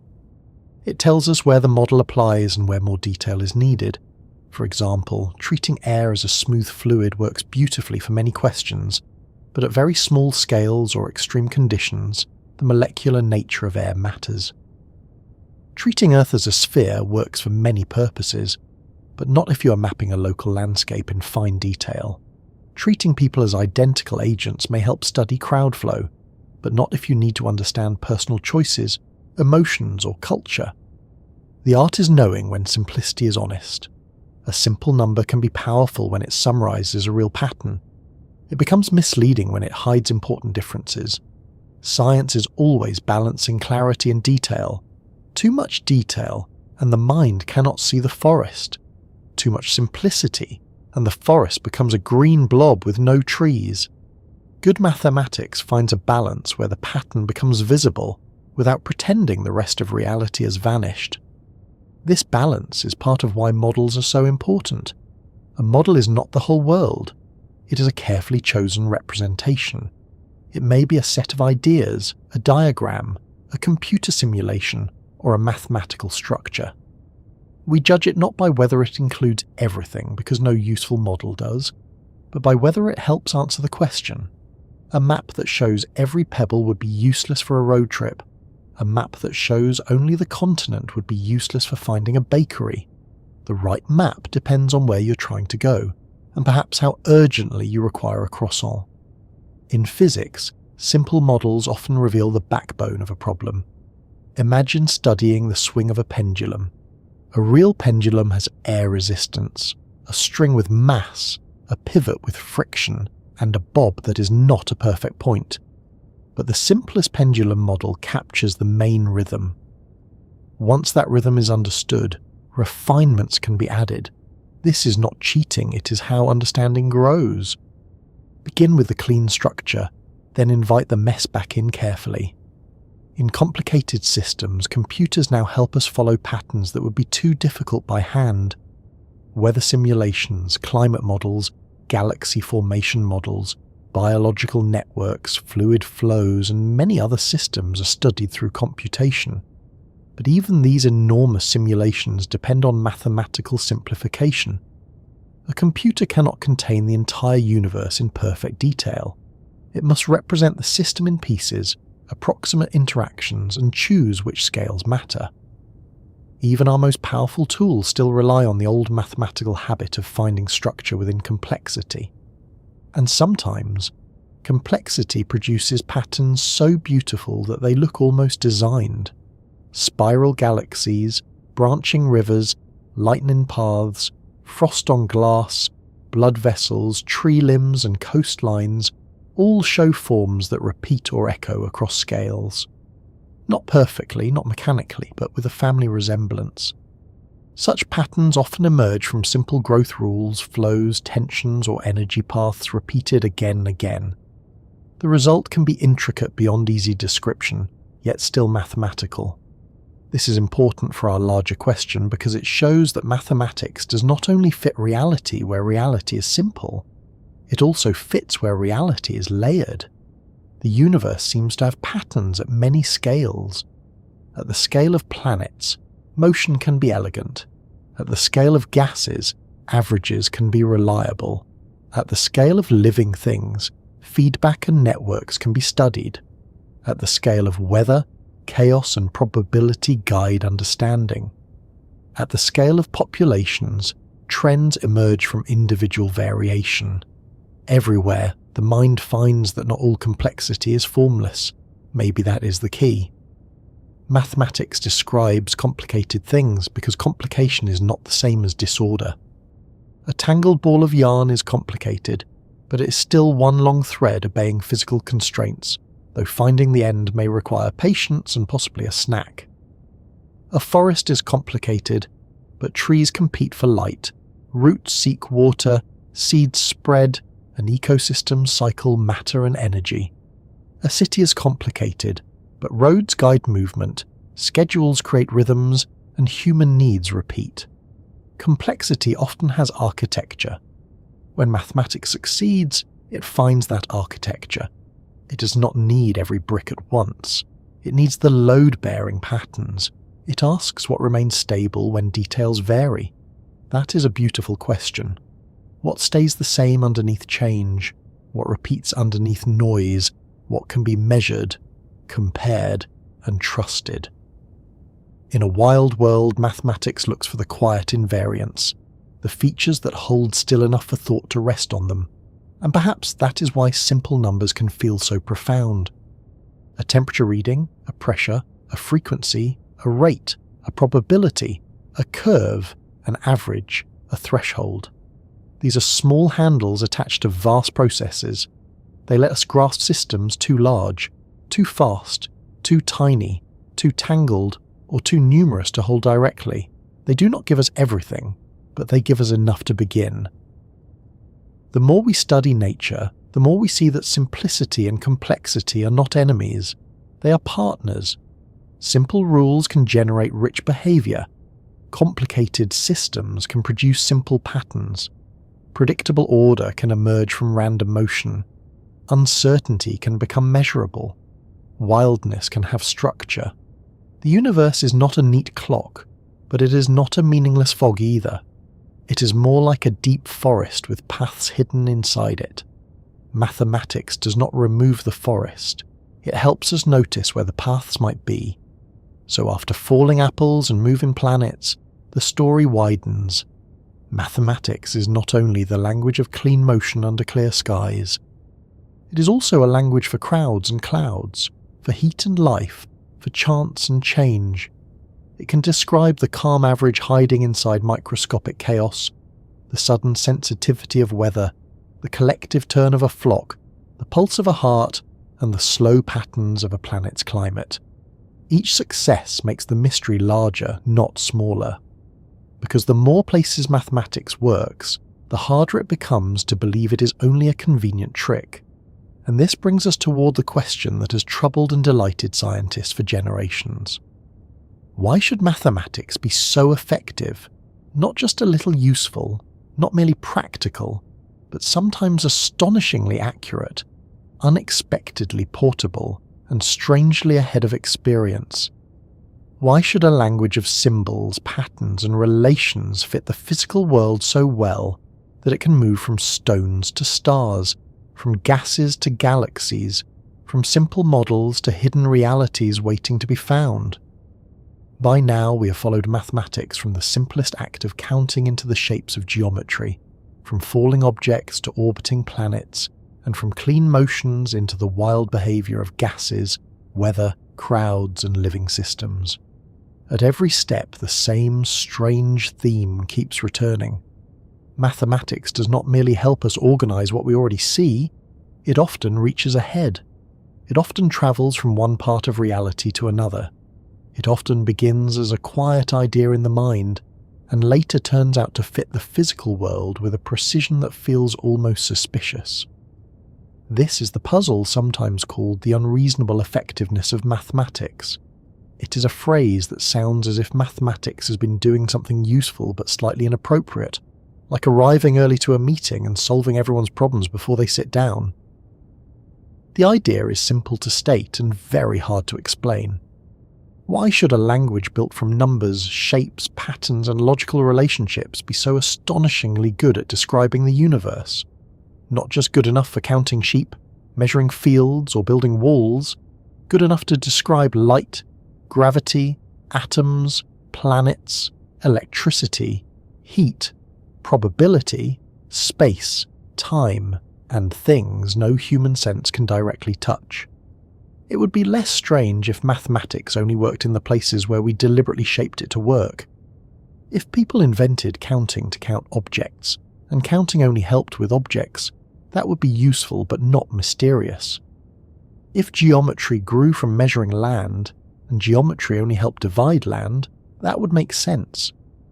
But again and again, mathematical ideas escape their first homes. They begin in one corner of thought and later appear somewhere completely different. A tool made for curves becomes useful for motion.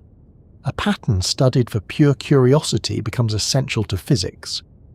A structure explored with no practical purpose becomes the key to describing something real. That is the part that makes the whole story feel uncanny.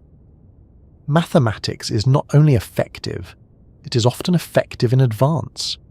Imagine someone designing a key without knowing the lock. Not a key copied from an existing door, not a key carved after careful inspection, just a key shaped by curiosity, elegance, and internal logic. Then years later, someone finds a door in nature, tries the key, and it turns. This has happened often enough in science that it no longer feels like a miracle each time, but perhaps it should. It is one of the quiet wonders beneath modern physics. Of course, we should not exaggerate. Mathematics does not always work perfectly, and not every beautiful mathematical idea becomes a physical law. There are many mathematical structures that may never describe anything in the universe we can observe. There are also many physical problems that resist simple description. Nature is not a tame classroom exercise, and the universe is not politely waiting for us to finish sharpening a pencil. But the successes are real, deep, and repeated. They demand attention. One reason mathematics is effective is that it describes relationships rather than surface appearances. The same relationship can appear in very different physical situations. A wave in water, a sound moving through air, a vibration in a string, and a light disturbance moving through space are not the same thing in material terms. They are made of different stuff, happen in different settings, and are detected by different senses. Yet they share patterns of rhythm, spread, frequency, and interference. Mathematics can recognize the shared structure beneath the different costumes. That ability to ignore costume is powerful. The world presents itself to us through color, texture, smell, sound, pressure, and motion. Mathematics looks underneath and asks what is related to what. How does one quantity change when another changes? What remains the same when the system moves? What pattern repeats? What structure survives when we strip away the local details? In this sense, mathematics is not fascinated by the material of the mask. It is watching the dance. And reality, for reasons still worth wondering about, seems to have dances that repeat. A pendulum, a planet, a musical note, and an electrical signal are not the same kind of thing. But each can involve rhythm. A soap film, a droplet, a bubble, and a planetary surface all involve shape under constraint. A gas, a crowd, and a financial market all involve many interacting parts where individual unpredictability can produce collective patterns. A living organism and a thermostat both involve feedback, though one is wonderfully alive and the other is mostly concerned with whether the living room is chilly. Mathematics finds similarity where the senses see difference. That may be one practical reason it feels so universal. It is not tied to one substance. It is tied to form, relation, change, and structure. If different parts of nature share structure, then mathematics can move between them. A pattern does not care whether it is wearing water, air, metal, light, or muscle. If the relationship is there, the mathematics can follow it. But this answer only pushes the mystery deeper. Why does nature have so much shared structure in the first place? Why should the same kinds of relationships appear across scales and materials? Why should the universe be patterned in a way that abstraction can grasp? We can say mathematics works because it describes structure, but then we must ask why reality is so structured. Part of the answer may lie in stability. A universe with no stable patterns would not produce lasting stars, atoms, planets, chemistry, life, or minds capable of asking sleepy questions about mathematics. For anything complex to exist, some regularity must be present. Atoms must behave consistently enough to form matter. Forces must behave consistently enough to shape motion. Light must behave consistently enough to carry information. If everything changed its nature from moment to moment, there would be no reliable objects, no memory, no science, and probably no peaceful evening narration. So perhaps we should not be surprised that a universe containing observers is a universe with regularities. We are here because reality is not pure chaos. The laws are steady enough for matter to organize and for minds to evolve, and minds that evolved inside such a universe became sensitive to its patterns. We are pattern-seeking creatures because pattern mattered for survival. Tracks in mud, fruiting seasons, animal movements, weather signs, social behavior, danger, shelter, fire, and food all rewarded those who could notice regularity. Mathematics may be the refined descendant of that ancient skill. But even this does not fully explain the precision. It is one thing for humans to notice that seasons repeat or stones fall. It is another for mathematics to describe the behavior of subatomic particles, predict the bending of light near massive objects, guide spacecraft across millions of miles, and make technologies possible that no ancestral hunter could have imagined while politely counting berries. The reach of mathematics goes far beyond the evolutionary problems that shaped our senses. This is part of what makes the effectiveness feel unreasonable. Our brains evolved to help us move through forests, recognize faces, throw objects, find food, avoid danger, and live with other humans. They did not evolve specifically to understand the deep structure of the cosmos. And yet, with training, tools, symbols, and generations of shared thought, those same brains can understand things far beyond everyday scale. We can reason about galaxies, quantum states, curved space, and the early universe. The mind that misplaces spectacles while wearing them can still uncover laws of nature. There is hope for us all. One reason this is possible is that mathematics extends the mind. No single person needs to hold all of reality in immediate intuition. Symbols let us store thought. Diagrams let us see relationships. Logical steps let us move carefully from one idea to another. Written mathematics becomes a kind of external memory, a scaffolding for reasoning. It allows generations to build on one another. A child can learn in a few years ideas that took humanity centuries to develop. That is not because the child is less human than the discoverers, but because mathematics accumulates. This accumulation is crucial. The effectiveness of mathematics is not the work of isolated genius alone, though genius certainly plays its dramatic part. It is also the work of communities, traditions, corrections, experiments, mistakes, instruments, and patient refinement. Mathematics becomes effective in science because it is tested, adjusted, extended, and sometimes abandoned when it fails. The unreasonable effectiveness is real. but it has been cultivated by very reasonable labour. Still, there are moments when cultivation does not seem enough. Some mathematical ideas were developed with no known physical application, only to become central later. This has happened with forms of geometry, number theory, group theory, and other branches of mathematics that at first seemed remote from practical life. The mathematician may follow beauty, consistency, or curiosity, and physics may later arrive at the same place carrying equipment and saying, "Excuse me, we need that." Why does this happen? One possibility is that mathematics explores the landscape of possible structures. Nature uses some structures. Mathematicians, wandering freely through possibility, sometimes find those structures before physicists need them.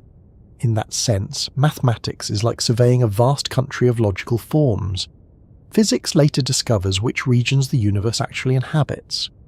When the two meet, it feels mysterious, but perhaps the mathematician simply arrived early.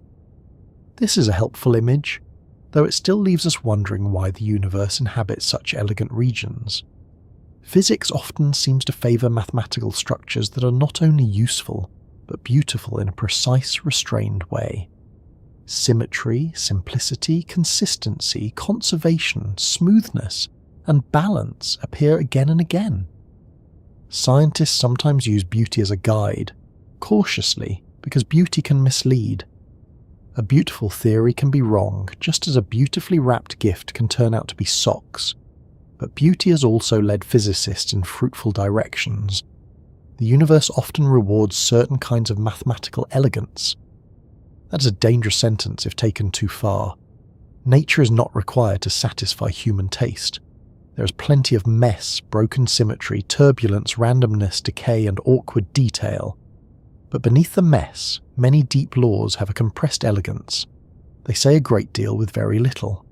A broad range of phenomena can sometimes be described by a small set of principles. That compression is part of why mathematics feels so powerful. It reduces many facts into one relationship, many observations into one structure. Compression is not merely convenience, it is understanding. If you memorize every sunrise separately, you have many facts.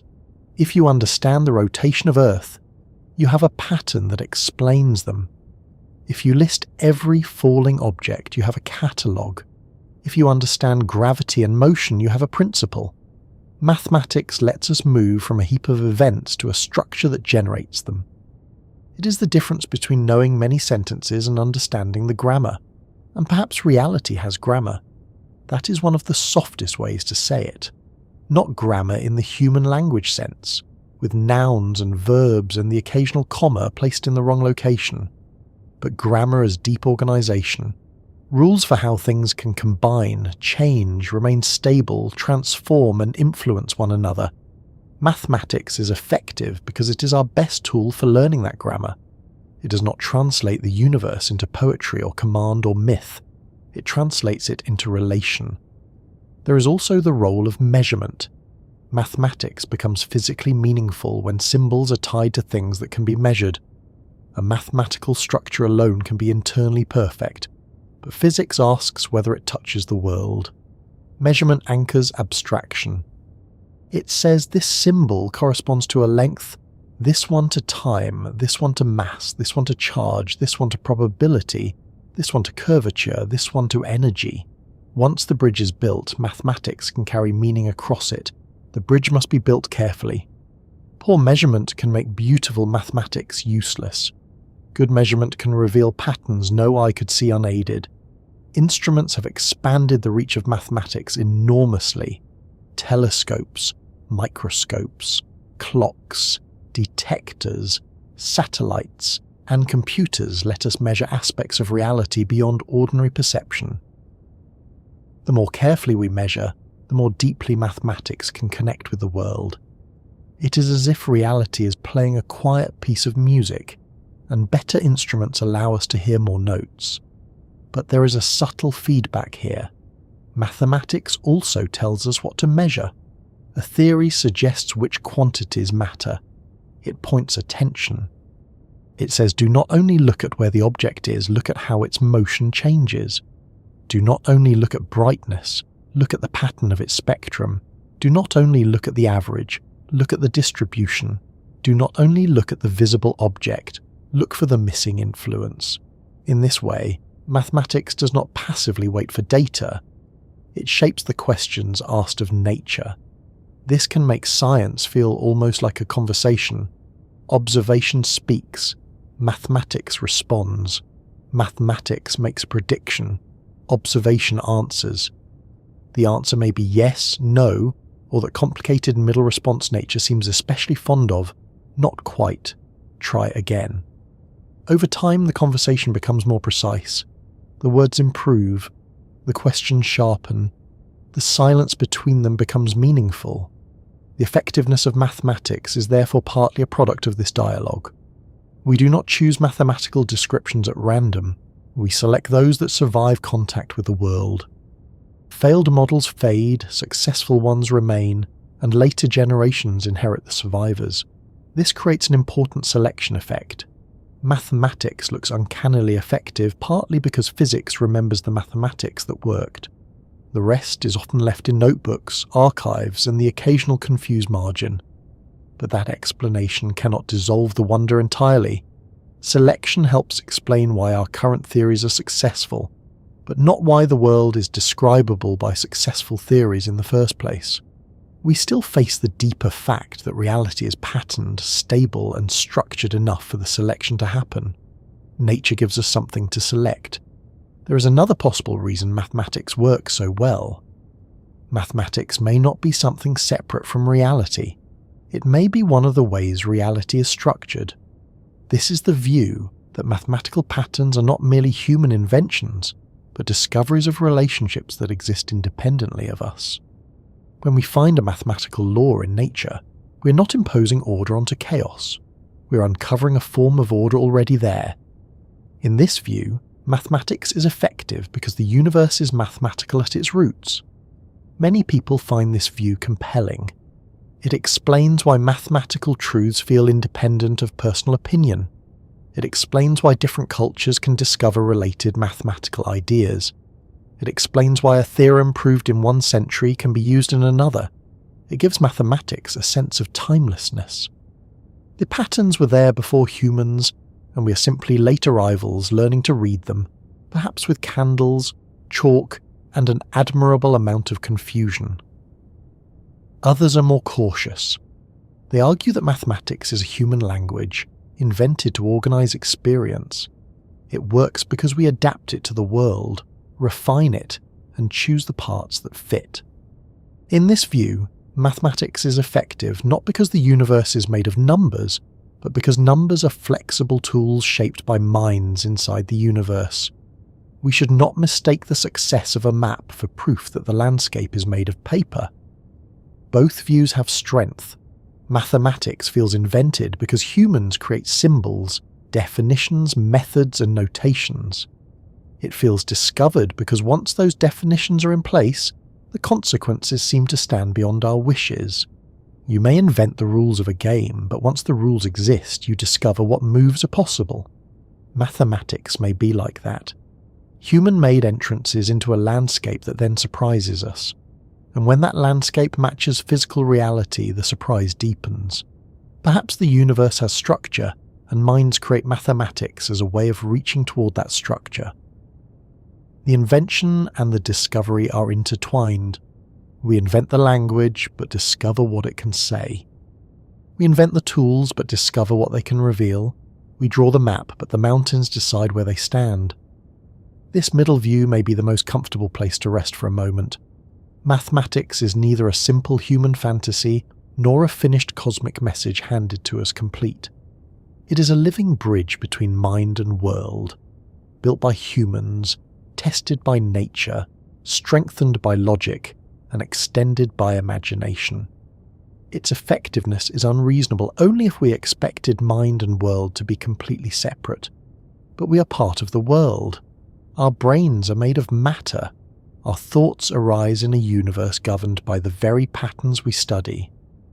Perhaps it should not be shocking that the universe can produce minds capable of recognizing some of its own structure. There is something gentle and almost circular in that idea. The universe forms stars.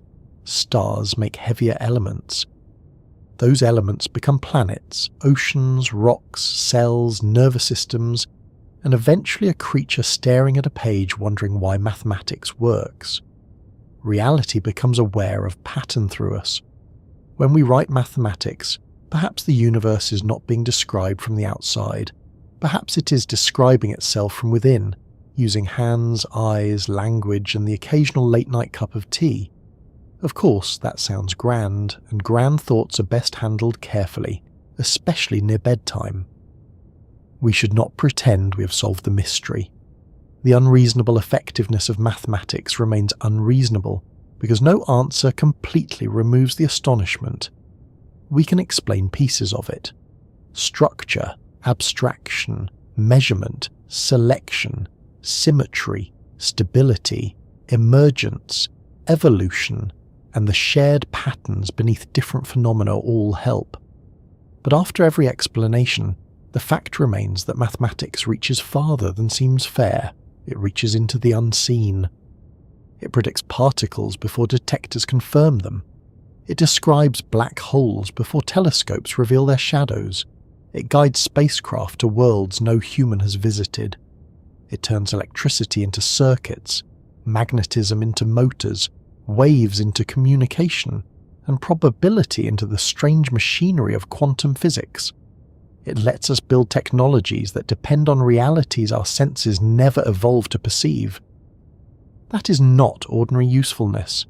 That is something close to a miracle, though a very disciplined one, wearing sensible shoes and carrying a clipboard. Maybe the best way to understand the phrase unreasonable effectiveness is not as an answer, but as an invitation to stay humble. Mathematics works astonishingly well, but we do not fully know why. It is a reminder that the universe is intelligible, but not transparent. It allows itself to be known, but not casually. Every success opens another question. Every prediction raises the deeper puzzle of why prediction is possible. Every elegant theory points beyond itself toward the relationship between thought and reality. And that relationship is the heart of our journey tonight. Mathematics is not just a tool we use on the world like a ruler placed against wood. It is one of the deepest meetings between the inner life of the mind and the outer behavior of nature. When the two align, when a pattern in thought matches a pattern in the world, something extraordinary happens. We feel that reality is not merely happening around us. It is, in some partial and fragile way, understandable. That feeling has shaped science for centuries. It gives researchers the courage to search for laws beneath confusion. It tells them that a strange observation may have an explanation, that a messy system may hide a pattern, that an unseen influence may be inferred, that a simple relationship may connect distant things. Without that faith, physics would lose its nerve. With it, humans have measured the stars, split the atom, listened to the early universe, and sent machines across the solar system. So perhaps mathematics is unreasonable in the best possible sense. It exceeds our expectations. It refuses to stay where we first placed it. It keeps turning up in new rooms of nature, calmly waiting beside the furniture as if it had been invited all along. We begin with counting stones and somehow end with describing space and time. We begin with lines in dust and somehow arrive at the structure of the cosmos. We begin with a human question, and reality answers in a form the questioner can slowly learn to understand. Yet this brings us to the next quiet puzzle. If mathematics is so effective, what exactly is it? Is it something we invented because we needed a tool? Is it something we discovered because it was already woven into the universe? Or is it something stranger than either answer, a bridge between the world and the mind that belongs fully to neither side alone? After seeing how strangely well mathematics works, the next question almost asks itself, what is mathematics really? Is it something humans invented, like language, music, money, calendars, and the habit of checking the fridge even when we know perfectly well what is inside? Or is it something we discovered, like a continent, a fossil, a planet, or a law of nature waiting quietly beneath appearances? And if neither answer feels complete, is mathematics somehow already written into the universe, not as symbols on a cosmic blackboard, but as the deep structure that makes reality behave like reality? This question has followed mathematicians, physicists, and philosophers for a very long time, and it has a way of refusing to be solved too quickly. That is partly because both sides feel persuasive. Mathematics feels invented because humans clearly create the language. We choose the symbols, we choose the names, we decide how to write numbers, how to define shapes, how to build systems, how to teach them, and how to arrange them on a page. A triangle is called a triangle because people gave it that name. The marks we use for numbers are cultural tools. A child must learn them. A civilization must preserve them. A classroom must somehow convince everyone that yes, this will be useful one day, even if today it feels mostly like a trap hidden inside homework. But mathematics also feels discovered because once the definitions are chosen, the consequences do not bend to our wishes. You can invent the word circle, but you cannot simply decide that circles behave differently because it would make your afternoon easier. You can create a number system, but once the rules are set, results follow with a kind of stubborn independence. Mathematical truth does not care whether you're tired, fashionable, confident, or holding a very impressive pen. It waits there, firm and patient, as if it existed before anyone came along to notice it. This is the strange double nature of mathematics. It is made by minds, yet it surprises minds. It is written in human symbols, yet it often seems to reveal truths that are not human inventions at all. It is like building a doorway and discovering that there is an entire landscape on the other side. You made the door, you did not make the mountains. One way to begin is with a simple example. Imagine early humans inventing marks to represent quantities: a notch on bone, a line in clay, a pebble in a pile. Those marks are invented. They are tools. Another culture could use different marks, different words, different ways of grouping. But the fact that two objects and two objects together make a larger group in the same way is not invented by the marks. That relationship belongs to the structure of quantity. The symbols are human. The pattern they point toward seems deeper. This is why the invention versus discovery debate can become slippery. When we say mathematics, we may be talking about different layers at once. The notation is invented. The terminology is invented. The methods are shaped by culture and history. But the relationships uncovered through those methods may not be invented in the same way. They may be discovered features of possible structure. We invent the map-making system, but we discover what the map reveals. Geometry gives a similar feeling. No one finds a perfect triangle lying in a field, glowing gently in the grass and waiting for a surveyor. Real triangles are drawn, carved, built, or imagined. Their edges are imperfect. Their corners are not infinitely sharp. A wooden frame has thickness, grain, flaws, and perhaps a nail placed with regrettable enthusiasm. But the ideal triangle has properties that can be reasoned about. Those properties seem independent of the physical drawing. They are not created by the chalk line. The chalk line merely points toward them. This was one reason the ancient Greek philosopher Plato believed mathematical objects belong to a higher realm of perfect forms. In that view, the circles and triangles of everyday life are imperfect shadows of ideal realities. The perfect circle is not found in the sand, but the mind can grasp it. Mathematical truth for Plato was not invented by humans. It was discovered by reason, as if the mind were turning away from the changing world and looking towards something eternal. There is something appealing about this view. Mathematics does feel strangely timeless. A mathematical truth does not grow old in the way a tool grows rusty, or a political slogan becomes embarrassing. Once proven, it seems to hold not only here and now, but anywhere the same assumptions apply.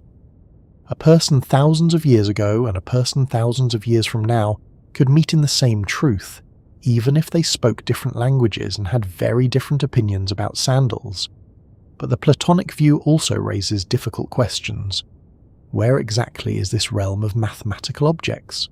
What does it mean for a perfect triangle to exist if it is not located in space or time? How does the human mind access it? Are numbers things? Are shapes things? Or are they relations, possibilities, patterns, structures? The more you ask, the stranger the landscape becomes. It is peaceful at first, then suddenly you realize you may have wandered into metaphysics wearing slippers. Another view says mathematics is invented. On this side, mathematics is human construction, a symbolic game built from rules. We define the objects, choose the rules, and explore the consequences. Different systems are possible because different starting assumptions are possible. In this view, mathematics is like chess. The rules of chess are invented. No asteroid in deep space is quietly enforcing the movement of bishops. But once the rules are defined, certain strategies, positions, and outcomes become true within the game. They are discovered inside the invented structure. This is a strong idea. It explains why mathematics can be creative. Mathematicians are not only uncovering old truths like archaeologists, brushing dust from a buried wall, they're also inventing new concepts, new structures, new languages, and new ways of thinking. Mathematics grows because human imagination asks, what if we define things this way? What if we remove this assumption? What if we extend this pattern? What if we follow this rule into stranger territory and see whether it remains consistent? This creative freedom is real. Much of advanced mathematics does not come directly from measuring fields or counting baskets.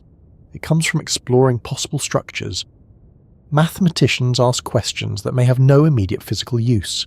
They build systems because those systems are beautiful, consistent, challenging, or connected to other ideas. Sometimes these systems remain purely mathematical. Sometimes, unexpectedly, physics later needs them. That is where the invention view begins to meet the discovery view again, and both politely look confused. Consider the development of non-ordinary geometries where the familiar rules of flat space no longer apply. For a long time, such ideas seemed like daring exercises in pure thought. They challenged the assumption that familiar geometry was the only possible geometry. Then, much later, curved geometry became essential to understanding gravity. A branch of mathematics that could have seemed abstract, even detached from reality, became a language for the large-scale universe. Was that geometry invented or discovered? The concepts were created by human minds exploring possibilities. But the fact that one of those possibilities describes something real about gravity and space suggests discovery too. It is as if mathematics creates a library of possible languages, and physics later finds that one of the books has been describing nature all along. This image may help. Mathematics might be the study of possible patterns. The universe uses some of those patterns. Humans invent ways to describe the possible patterns, then discover which ones correspond to reality. In this view, invention and discovery are not enemies. They are partners. We invent the grammar. We discover what sentences can be true. We invent the instrument. We discover what music it can play. We invent the lens. We discover what comes into focus. But there is another possibility, even bolder. Perhaps mathematics is not simply a tool for describing the universe. Perhaps the universe itself is mathematical in its deepest structure. This does not mean stars are secretly made of chalk marks, or that atoms are whispering multiplication tables to one another. It means that the basic features of reality may be relationships, symmetries, quantities, structures, and transformations. The physical world may be what mathematical structure looks like from the inside. This idea is both thrilling and unsettling. If the universe is mathematical, then mathematics is not merely a language we use. It is the architecture of reality. Matter, energy, space, and time would not simply be things that mathematics describes from outside. They would be expressions of mathematical relationships. The laws of physics would not be rules imposed on matter, but the shape of the structure itself. We would not be placing mathematics onto reality. We would be uncovering the way reality is built. Some physicists and philosophers are drawn to this view because the deepest theories of physics often become more abstract as they become more powerful. Modern physics speaks less and less in terms of familiar objects and more in terms of fields, symmetries, probabilities, transformations, and relationships. At the smallest scales, the world does not behave like tiny versions of ordinary things. It behaves according to structures that are best described mathematically. At the largest scales, space and time themselves seem to have geometry and dynamics. Reality, at its extremes, becomes difficult to picture, but possible to calculate. That is a strange trade. The more deeply we understand nature, the less it resembles common sense, but the more precisely mathematics can speak about it. A particle is not like a tiny billiard ball. Light is not just a glowing substance. Space is not simply an empty stage. Time is not simply a universal clock. The familiar images fail, and mathematics remains. It is like walking farther into a cave until the daylight of intuition fades, only to find a thin thread of numbers guiding the way. But we should be careful with the idea that the universe is mathematics. It can become too easy to say and too hard to test. If everything physical is mathematical structure, what would count against that claim? And does describing something mathematically mean it is mathematical in itself, or only that mathematics is our best description? A map can be extremely accurate without the landscape being made of map. A musical score can capture a symphony without the sound being made of ink. The success of a description does not automatically tell us what reality is made of. This caution matters. Human beings are tool-using creatures, and we sometimes fall in love with our tools. Because mathematics is powerful, we may be tempted to see only what mathematics can handle. But reality includes experience, meaning, sensation, value, and life as lived, not only measurable structure. A sunset can be described by wavelengths, scattering, atmosphere, and geometry, but that description does not exhaust what it is like to stand beneath it. Mathematics can tell us how the light reaches the eye. It does not fully contain the feeling of evening. That does not weaken mathematics, it places it properly. Mathematics is extraordinary at describing structure, relation, quantity, and change. It may not be the language of everything humans care about. The taste of tea, the sadness of goodbye, the comfort of a familiar voice, the peculiar dignity of a sleeping dog, these are real parts of life, though they are not captured fully by equations. Physics can describe the physical processes involved, but lived experience has its own texture. The question is not whether mathematics replaces reality. It is why it captures the structural side of reality so well. Perhaps the answer lies in the fact that structure is what can be shared across minds. Your private feeling of warmth and mine may differ, but a measured temperature gives us a common reference. Your sense of distance and mine may differ, but a measurement lets us compare.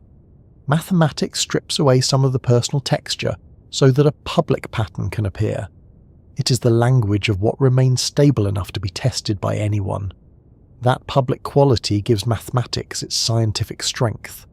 A mathematical claim can be checked, a prediction can be tested, a model can be compared with the observation.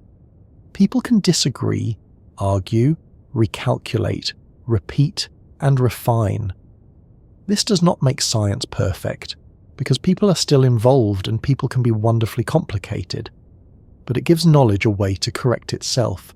Mathematics helps keep thought accountable to structure. Now, if mathematics is invented, discovered, or written into the universe, what does that mean for us as thinking beings? If it is invented, then humanity is astonishingly creative. We have built a symbolic language powerful enough to organize nature far beyond ordinary intuition. If it is discovered, then humanity is astonishingly receptive. We are capable of uncovering truths that were present before us and will remain after us. If it is written into the universe, then humanity is astonishingly intimate with reality. We are not outsiders describing a foreign machine, but parts of the universe learning its own pattern. Each answer is beautiful in a different way. The invention view celebrates the mind. The discovery view celebrates truth. The universe written in mathematics view celebrates the deep unity between mind and world. And perhaps the most honest answer is that mathematics contains all three. We invent symbols and systems. We discover consequences and structures. We find that some of those structures describe the physical universe with surprising power. Mathematics is a human activity that opens onto something not merely human. That last sentence may be the safest place to rest. Mathematics is a human activity that opens onto something not merely human. It begins in the mind, but it does not end there. It uses invented language, but it can reveal discovered order. It grows through culture, but it reaches toward patterns that seem independent of culture.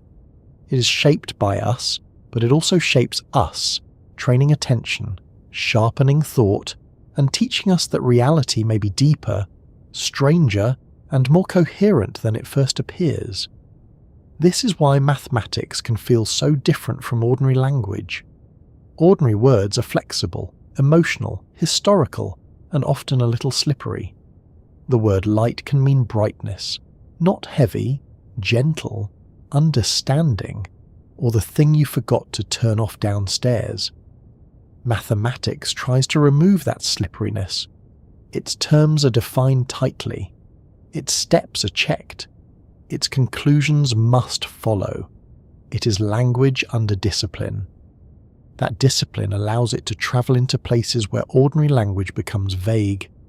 But even mathematical language requires interpretation. A symbol becomes physics only when we connect it to measurement, experiment, and reality. Without that connection, mathematics remains pure structure. Beautiful perhaps, but not yet about the world. Physics is the act of asking which mathematical structures nature actually uses. This is why experiment is essential. Mathematics can generate many possible universes. Observation tells us which one we appear to inhabit. There is a quiet humility in that. The universe is not required to use our favourite mathematics. It may resist our cleanest theories. It may behave in ways that require new concepts. It may reveal that our current structures are approximations, useful within certain limits but not final. This has happened again and again. Newtonian physics worked beautifully until the extremes of speed, gravity, and scale demanded relativity and quantum theory. Even those theories may not be the final word. Mathematics gives us deep access, but not ownership. So we should hold the effectiveness of mathematics with both awe and caution. Awe, because it is astonishing that thought can reach so far. Caution, because every model is a model, every theory has a domain, and every symbol must be kept honest by reality.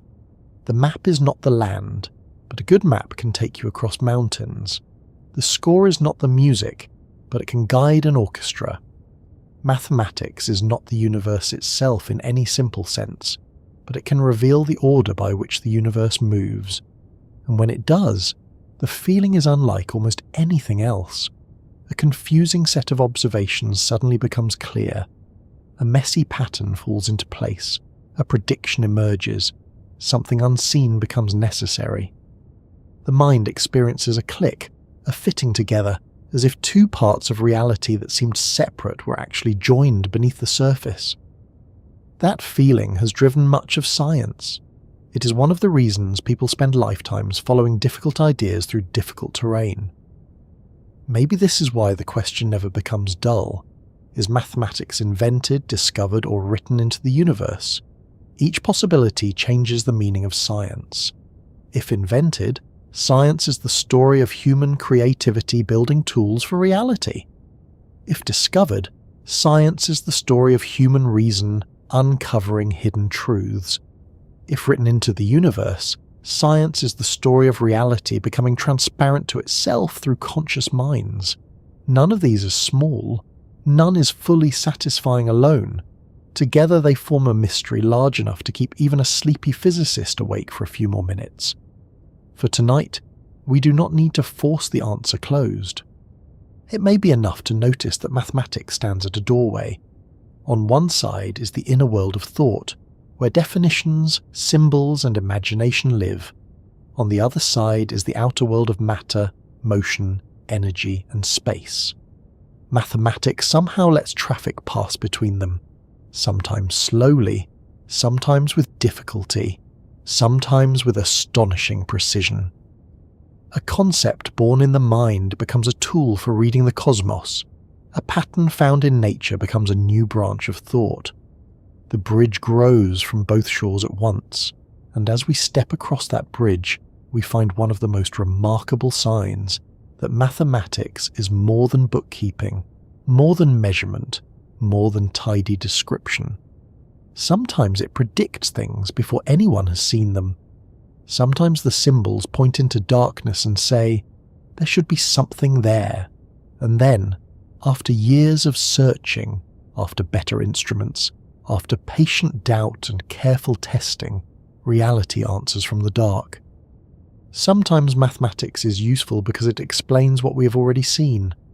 A stone falls, so we measure the fall. A planet moves, so we describe its path. A bridge must stand, so we calculate the forces inside it.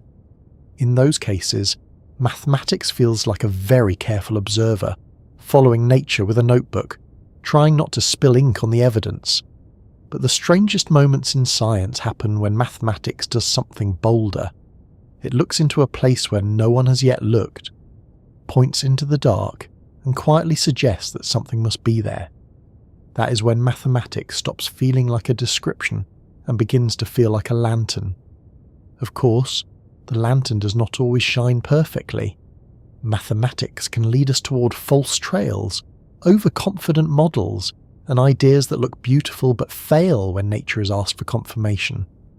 Reality is not obliged to reward every clever calculation. It has its own habits, and it is quite capable of ignoring our favourite theories with the calm indifference of a cat ignoring a name it definitely recognises. But when mathematics does predict something real before anyone has observed it, the effect is unforgettable. It makes the world feel strangely readable. It suggests that unseen things can leave marks in patterns, and that the mind can follow those marks before the eye catches up. One of the most famous examples begins not with a tiny particle or a laboratory, but with a planet. Uranus had been discovered in the late 18th century, widening the known solar system and giving astronomers a new world to track. But as observations improved, something seemed slightly wrong. Uranus didn't move exactly as expected under the known gravitational influences. The difference was not large. It was not the sort of thing a casual stargazer would notice while sipping tea and admiring the night. It was a small mismatch, a stubborn little disagreement between calculation and observation. Small mismatches can be annoying, but in science they can also be precious. They are where reality taps on the table and says, "You have missed something." Astronomers could have blamed measurement error, or small imperfections in the theory, or the general inconvenience of the universe being hard to observe. Instead, some mathematicians and astronomers considered a remarkable possibility. What if Uranus was being tugged by another planet, one not yet seen? If such a planet existed, its gravity would disturb Uranus slightly. And if the disturbance could be measured carefully enough, perhaps the position of the hidden planet could be inferred. This is an extraordinary idea, an unseen world found first as a mathematical absence, not by looking at a bright object, but by noticing that a known object was not moving quite as it should. Mathematics turned a wobble into a clue. It treated the mismatch not as failure, but as a message. The calculations suggested where to point a telescope, and when astronomers looked, Neptune was there. There is something deeply satisfying about that story. It is like hearing footsteps behind a curtain, calculating the weight and direction of the hidden walker, pulling the curtain aside and finding someone exactly where the pattern said they would be. Neptune was not invented by mathematics. It was already out there, cold and distant, moving through the dark. But mathematics made its presence visible before sight did. The planet entered human knowledge first as a necessity in a calculation, and then as a disk of light in a telescope. That kind of success changed the confidence of science. It showed that unseen causes could be discovered through their effects, and that mathematics could guide observation. The universe did not have to reveal everything directly. It could be questioned through patterns. The same kind of story appears again in the study of light and electricity. In the 19th century, scientists were trying to understand electricity and magnetism, which had long seemed like related but separate mysteries. Electric charges, magnetic forces, currents, sparks, compass needles, and invisible influences all belong to a growing puzzle. Then James Clerk Maxwell brought these phenomena together in a mathematical framework that showed electricity and magnetism were not separate actors, but parts of one deeper behaviour. From that framework came a startling prediction. Disturbances in electric and magnetic fields should travel through space as waves. These waves should move with the speed of light. The implication was enormous. Light itself might be an electromagnetic wave, and if visible light was only one kind of such wave, then there could be other waves of the same family, invisible to human eyes, with different lengths and rhythms. Imagine how strange that must have felt. The mathematics did not simply explain known light. It suggested an entire unseen ocean of electromagnetic waves. Human eyes catch only a narrow band of that ocean. Beyond it could be waves too long or too short for sight, passing through space without colour, waiting for instruments that did not yet exist. Later, Heinrich Hertz produced and detected radio waves in the laboratory, confirming that Maxwell's mathematical prediction was not just elegant reasoning, it was reality. Today, we live surrounded by the consequences. Radio, television, mobile phones, wireless networks, radar, satellite communication, medical imaging, and countless technologies depend on electromagnetic waves our bodies cannot directly sense. The modern world is filled with invisible mathematics made practical. That is almost funny when you think about it. We complain when the internet is slow, but the deeper fact is that messages are being carried by invisible waves whose existence was once predicted through mathematical reasoning. A century ago, the air around you would have seemed empty in one way. Now we know it is crossed by signals, fields, transmissions, and information. Mathematics taught us to expect a hidden layer of reality, and technology learned to use it. Then there is the story of antimatter, one of the most elegant and surprising predictions in physics. In the early 20th century, physicists were trying to bring quantum mechanics and relativity together.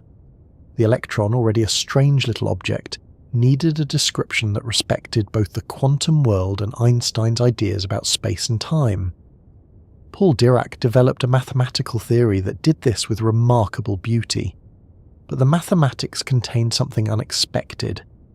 It seemed to allow for a partner to the electron, a particle with the same mass but opposite electric character. At first, this was strange. Was the mathematics saying something real, or had it produced a ghost from its own machinery? Dirac took the possibility seriously, and soon after the positron was discovered in cosmic ray experiments. Antimatter was no longer a mathematical oddity, it was part of the physical world. This is one of those moments where the mind wants to pause. A particle predicted by the demand that the mathematics be consistent was later found in nature. The theory did not begin with someone seeing a positron and then trying to explain it. The mathematics made room for it first. Reality later stepped into that room. Antimatter sounds dramatic, and it is. It also sounds like something that belongs only in science fiction, preferably glowing ominously inside a glass container. But it is real. Positrons are used in medical imaging. They appear in natural processes. They can be produced in laboratories. A prediction that emerged from abstract mathematical consistency became part of medicine and technology. The path from symbol to scanner is not short, but it is real. Another remarkable case is the neutrino. In studies of radioactive decay, physicists noticed a problem. Some decays seem to violate important conservation principles. energy and momentum did not appear to balance in the expected way.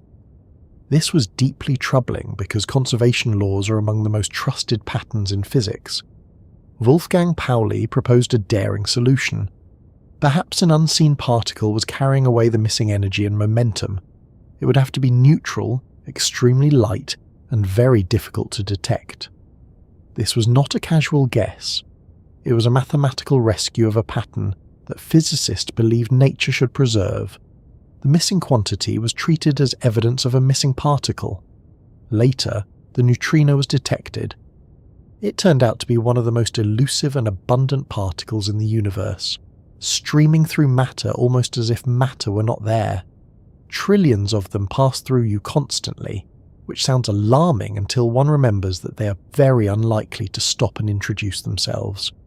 The neutrino shows how mathematics can protect deep principles. When the numbers did not balance, physicists did not immediately abandon conservation. They asked whether something unseen might be completing the account. The universe was not breaking the rule. It was hiding part of the transaction. Mathematics noticed the missing entry. That phrase, missing entry, captures many discoveries. Sometimes what we cannot see is revealed by what must be there for the pattern to make sense. A planet pulls another planet. A particle carries away energy. A wave must exist because fields can support it. A new object is required because the mathematics leaves a space shaped exactly like it. This also happened in the story of the Higgs boson, though the full path was long and complex. Physicists needed to understand why certain fundamental particles have mass, while preserving the deep mathematical structure of the theories describing particle interactions. The idea of the Higgs field emerged as a way to solve this problem. If such a field existed, then it should have an associated particle, the Higgs boson.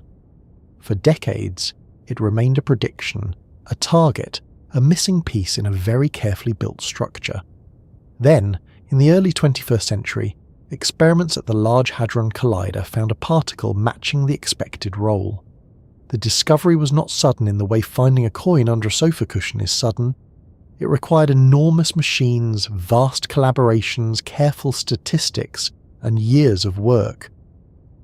But the deep point remains. Mathematics and theory pointed towards something that had to be searched for long before it was confirmed. The Higgs boson was not found because someone happened to bump into it. It was found because the structure of physics suggested where and how to look. And then there are black holes. Today, black holes feel almost familiar.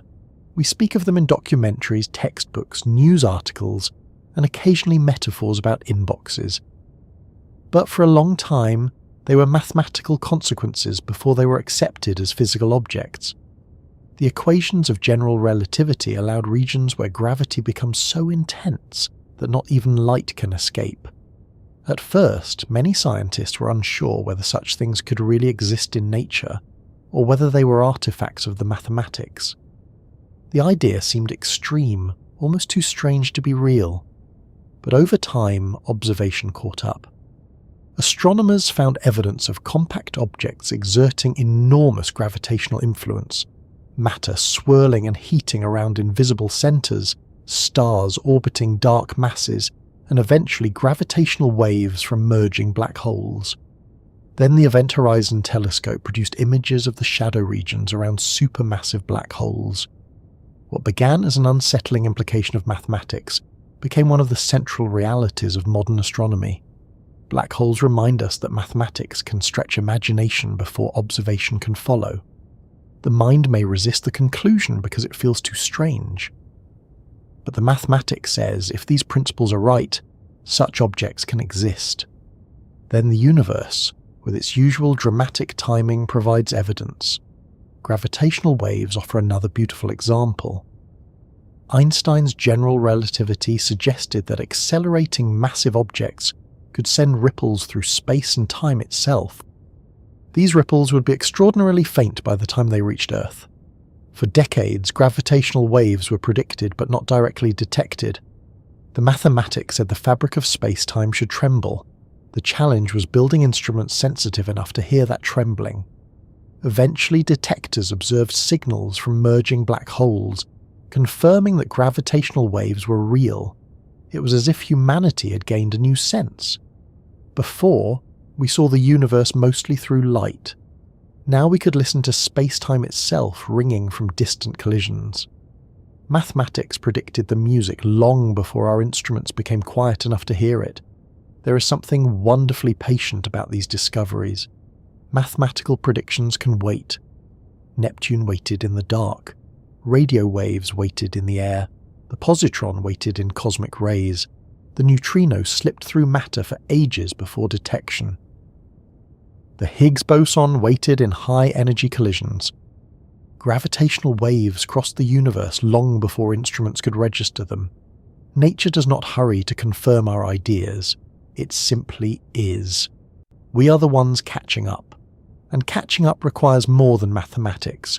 It requires observation, experiment, engineering, skepticism, and patience. This is important. A mathematical prediction is not automatically true just because it is beautiful, or because a brilliant person wrote it down. Science must ask nature. The prediction becomes powerful because it risks failure. It says, if this theory is right, something should be found. If it is not found, or if it behaves differently, the theory must be revised. That risk gives predictions their strength. Vague ideas can float safely because they never touch the ground. Precise predictions can fall. When they survive, confidence grows. When they fail, science learns. Either way, reality remains the judge. This is why mathematical prediction is so different from fortune-telling. It is not a mysterious voice saying something will happen because it feels significant. It is a structure saying that if the assumptions are true, and if the measurements are right, then a certain consequence should follow. It invites checking. It welcomes correction. It does not ask for belief before evidence. It asks for a telescope, a detector, a clock, a laboratory, and someone stubborn enough to keep looking. Still, when it works, it can feel almost magical. Not magical in the sense of breaking nature's rules, but magical in the sense of revealing that nature's rules are deeper than expected. A calculation made on Earth can guide us to a planet beyond Uranus. A theory of fields can reveal invisible waves. A mathematical structure can suggest antimatter. A conservation principle can lead to a ghostly particle.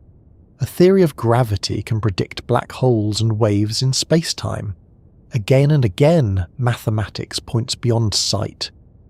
This teaches us that reality is not limited to what human senses evolved to notice. Our eyes are wonderful, but they catch only a tiny portion of light. Our ears hear only certain vibrations. Our skin senses pressure and heat within narrow ranges. We are not built to directly perceive neutrinos, radio waves, gravitational waves, or the curvature of space-time. We are built to survive in a human-sized world of food, danger, weather, and other people. Mathematics extends us beyond that world. It gives us senses made of reasoning. That may be one of its deepest gifts. Mathematics lets us detect the invisible through consequence. We cannot see gravity itself, but we see motion. We cannot see many fields directly, but we measure their effects. We cannot watch every molecule in a gas, but we measure temperature and pressure. We cannot see a hidden planet with the naked eye, but we infer its pull. Mathematics trains us to trust patterns that point beyond immediate appearance. Of course, this trust must be earned carefully. Humans can infer wrongly. We can see patterns where none exist. We can become attached to theories because they are elegant, famous, or comforting. That is why prediction and testing are essential. Mathematics gives possibilities. Nature chooses what is real. The best science lives in that tension, between imagination and evidence, between what could be and what is. The examples of successful prediction also show how deeply connected the universe seems to be. Nothing exists in total isolation. A planet affects another planet. A particle leaves missing energy. A field produces waves. A mass curves space-time. A hidden structure influences visible behavior. Mathematics is effective because reality is relational. Things reveal themselves through what they do to other things. The unseen becomes knowable through connection. This is a beautiful idea for a quiet night. Nothing in the universe is simply alone. Every object, particle, wave, and field belongs to a web of relations. Mathematics follows the web. If one thread moves, another trembles. If one measurement does not fit, something hidden may be pulling. The world is not just a collection of things, it is a pattern of influences. And perhaps this is why mathematical prediction feels so profound. It shows that knowledge can travel along those influences. We do not need to stand on Neptune to know it exists. We do not need to hold a neutrino in our hand to know it carries energy. We do not need to see two black holes merge with our eyes to know space-time rang from the collision. We learn by tracing the effects. Reality leaves fingerprints in mathematics. The story also tells us something about patience. Many predictions are not confirmed immediately. Sometimes the idea arrives before the instrument.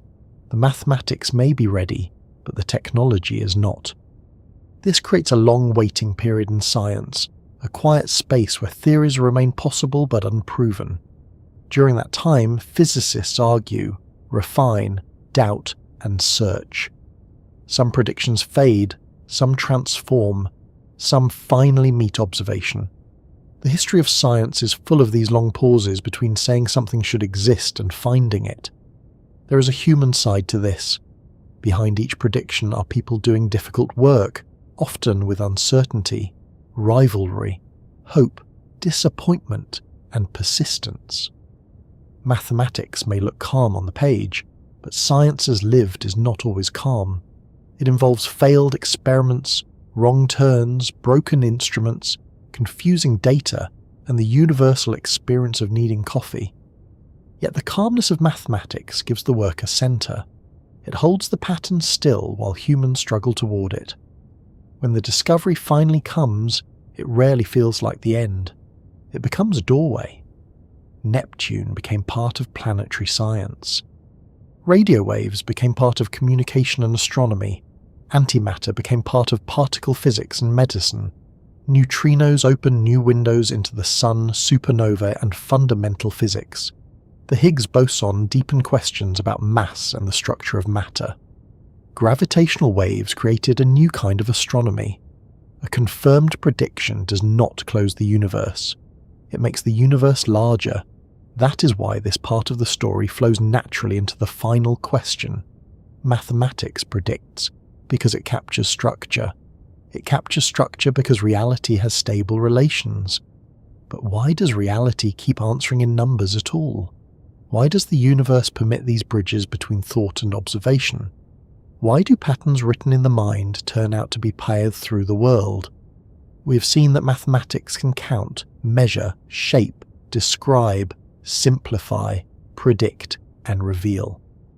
We have watched it move from stones to planets, from geometry to gravity, from invisible waves to unseen particles.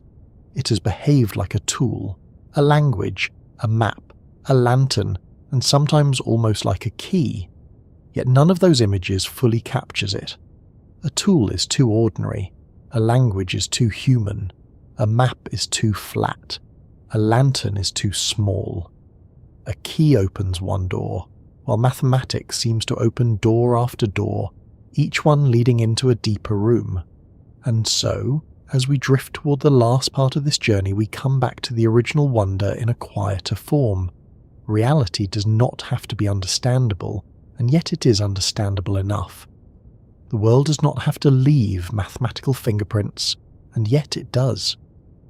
The universe does not speak in human words, but when we ask careful questions, it often answers in pattern, relation, quantity, symmetry, and change.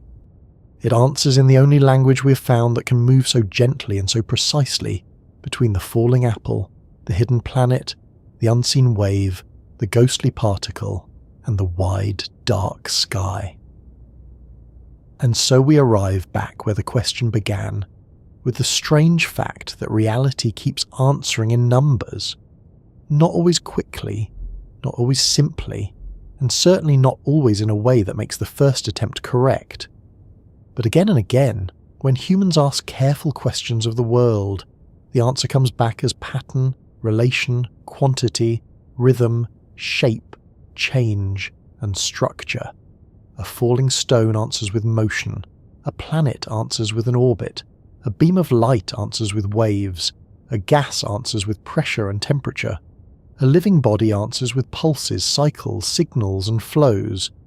Even the night sky, which looks at first like a scattering of bright dust on black velvet, answers with distances, masses, colours, ages, and hidden motions. That is the wonder sitting quietly under everything. Reality does not speak in words, but it is not silent. It speaks through behaviour.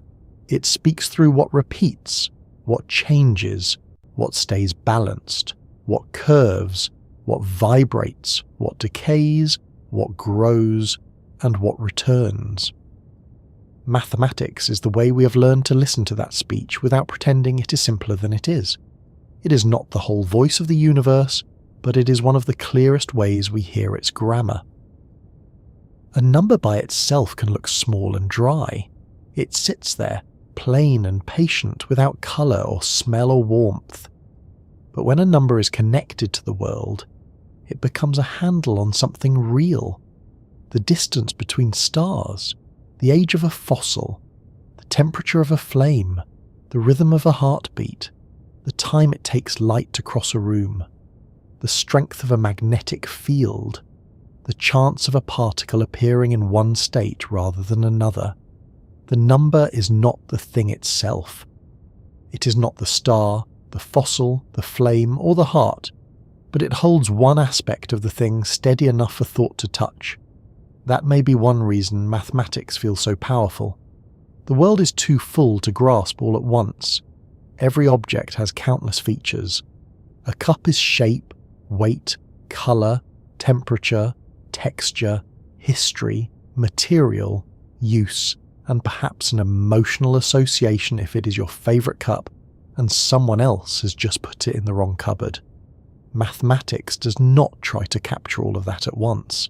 It selects a relation. It asks how much, how far, how fast, how often, how strongly, how likely, how curved, how balanced.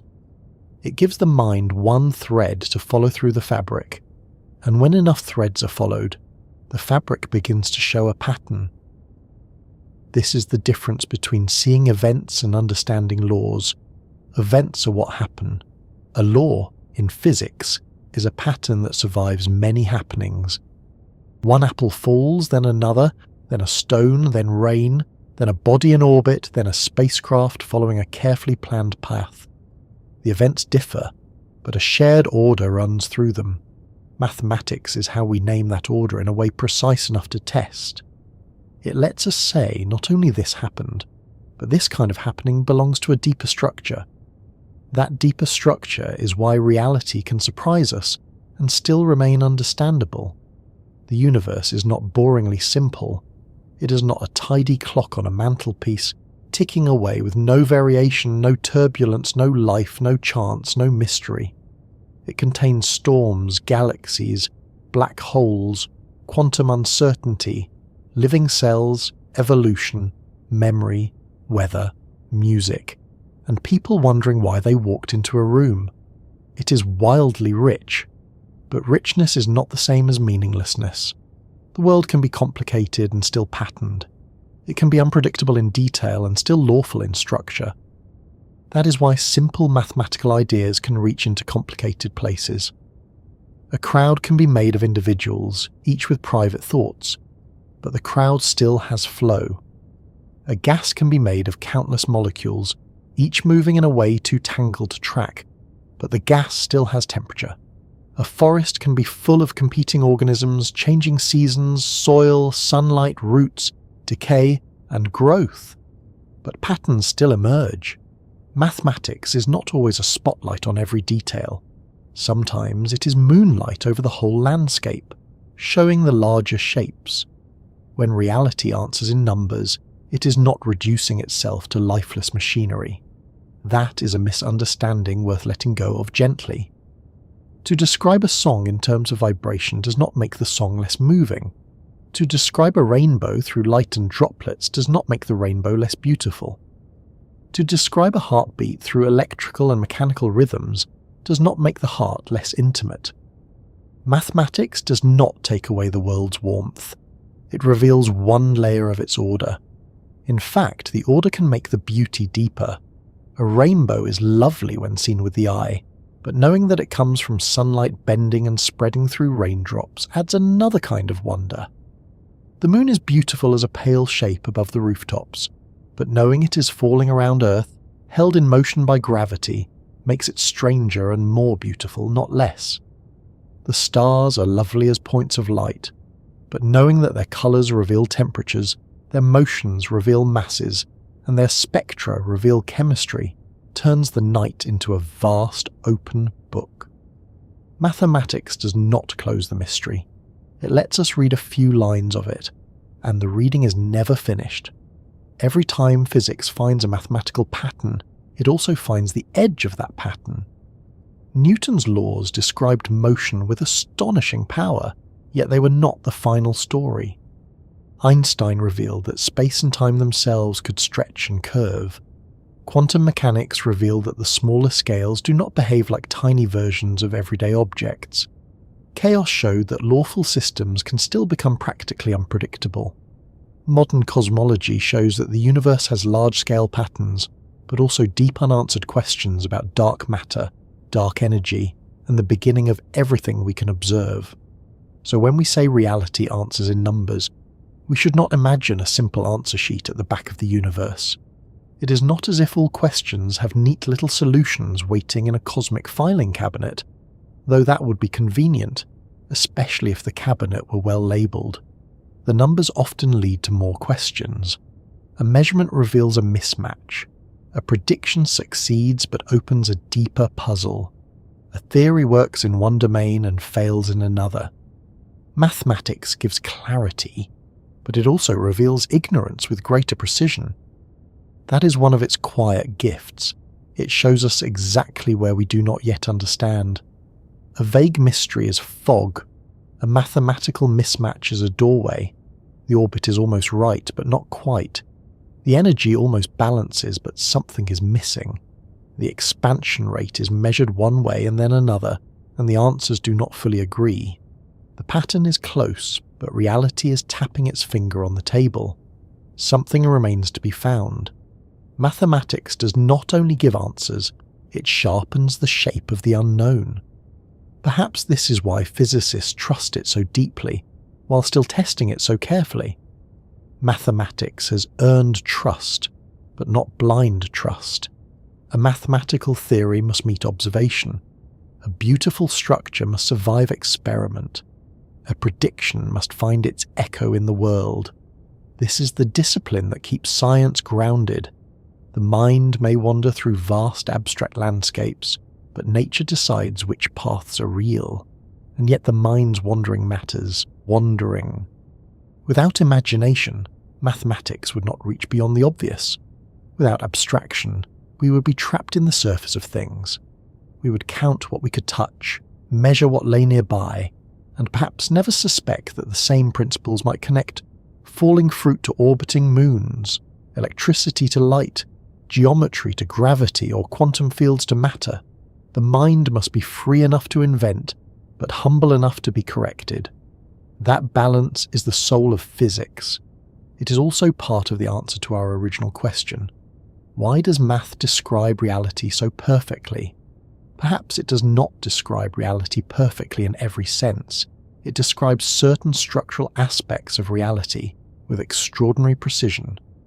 It works where the world has stable patterns, and where our definitions, measurements, and models capture those patterns well. It works because the universe is consistent enough to be studied, because relationships repeat across different systems, because complexity often produces large-scale order, because abstraction can preserve what matters, and because generations of humans have refined the language through observation and correction. But even after saying all that, the wonder remains. We can explain some of the fit, but not make it feel ordinary. It is still astonishing that a creature made of atoms can understand atoms. It is still astonishing that brains shaped by life on Earth can describe stars billions of years old. It is still astonishing that marks on a page can guide machines to other planets.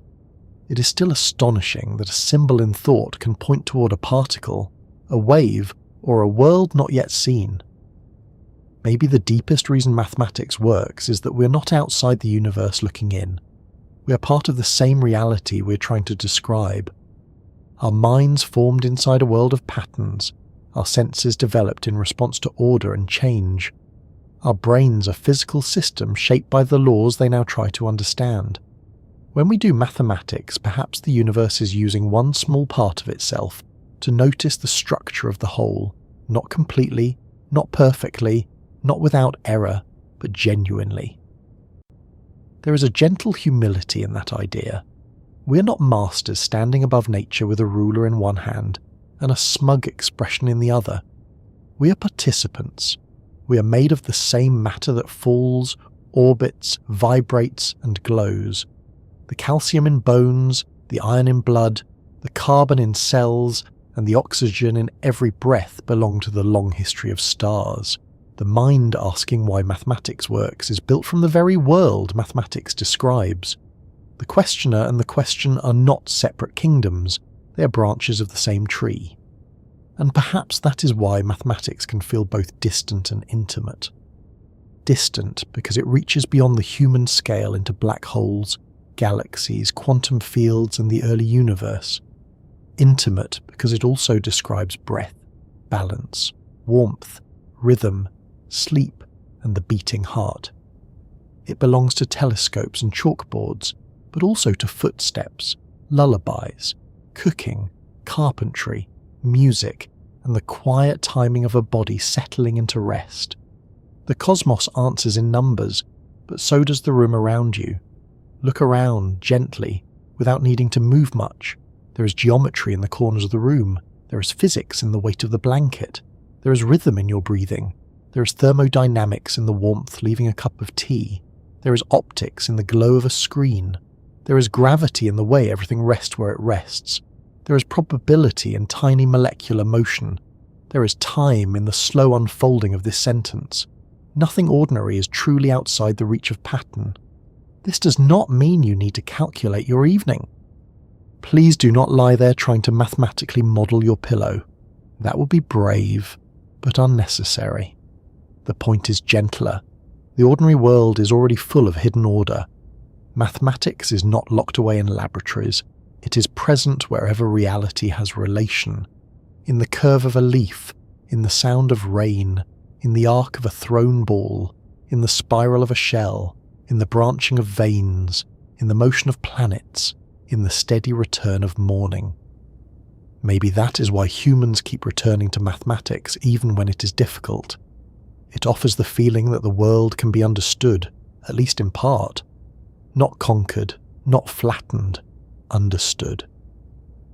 There is comfort in that. A universe that answers in pattern is still vast and strange, but it is not completely alien. It allows conversation. We ask with measurement, experiment, and theory. It answers with behavior. We ask again, more carefully. It answers again, sometimes clearly, sometimes with a riddle. Science is that long conversation, carried across centuries by people who are willing to listen. And what a conversation it has been. From pebbles counted by hand to equations guiding spacecraft. From field boundaries to curved space-time. From the rhythm of seasons to the age of the universe. From the fall of an apple to the merger of black holes. From the first marks scratched into bone to detectors listening for faint tremors in space itself. Mathematics has walked with us through every widening circle of understanding. It began as a way to keep track of the nearby and became a way to reach the unseen. Yet for all its power, mathematics also teaches patience. It does not reveal everything at once. It asks for careful steps. It asks for definitions, measurements, checks, and revisions. It rewards attention. It humbles arrogance. It shows when a beautiful idea is wrong and when a strange idea may be true. It reminds us that the universe is not obligated to match our first guess, but it may reward our careful listening. So why does math describe reality so perfectly? Maybe because reality is not a chaos of unrelated happenings, but a structured unfolding of relationships. Maybe because mathematics is the language of structure. Maybe because minds like ours evolved to notice patterns, then learn to refine that noticing into symbols, logic and theory. Maybe because the universe is, at its deepest level, closer to mathematics than to any picture our senses can form. Or maybe the full answer is still beyond us, waiting somewhere ahead like a planet once hidden in the dark, tugging gently on the orbit of our understanding. For now, we can rest inside the mystery without needing to finish it. The question does not have to be closed to be meaningful. In fact, some questions are valuable because they remain open while still lighting the path. This one has led us through counting, geometry, motion, complexity, prediction, philosophy, and the hidden architecture of nature. It has shown us that mathematics is not merely a human trick, nor simply a cold machine of symbols. It is a bridge. It is a way for thought and reality to meet. And here you are, a little farther along that bridge than when we began. Perhaps the room is quieter now. Perhaps the day has loosened its grip.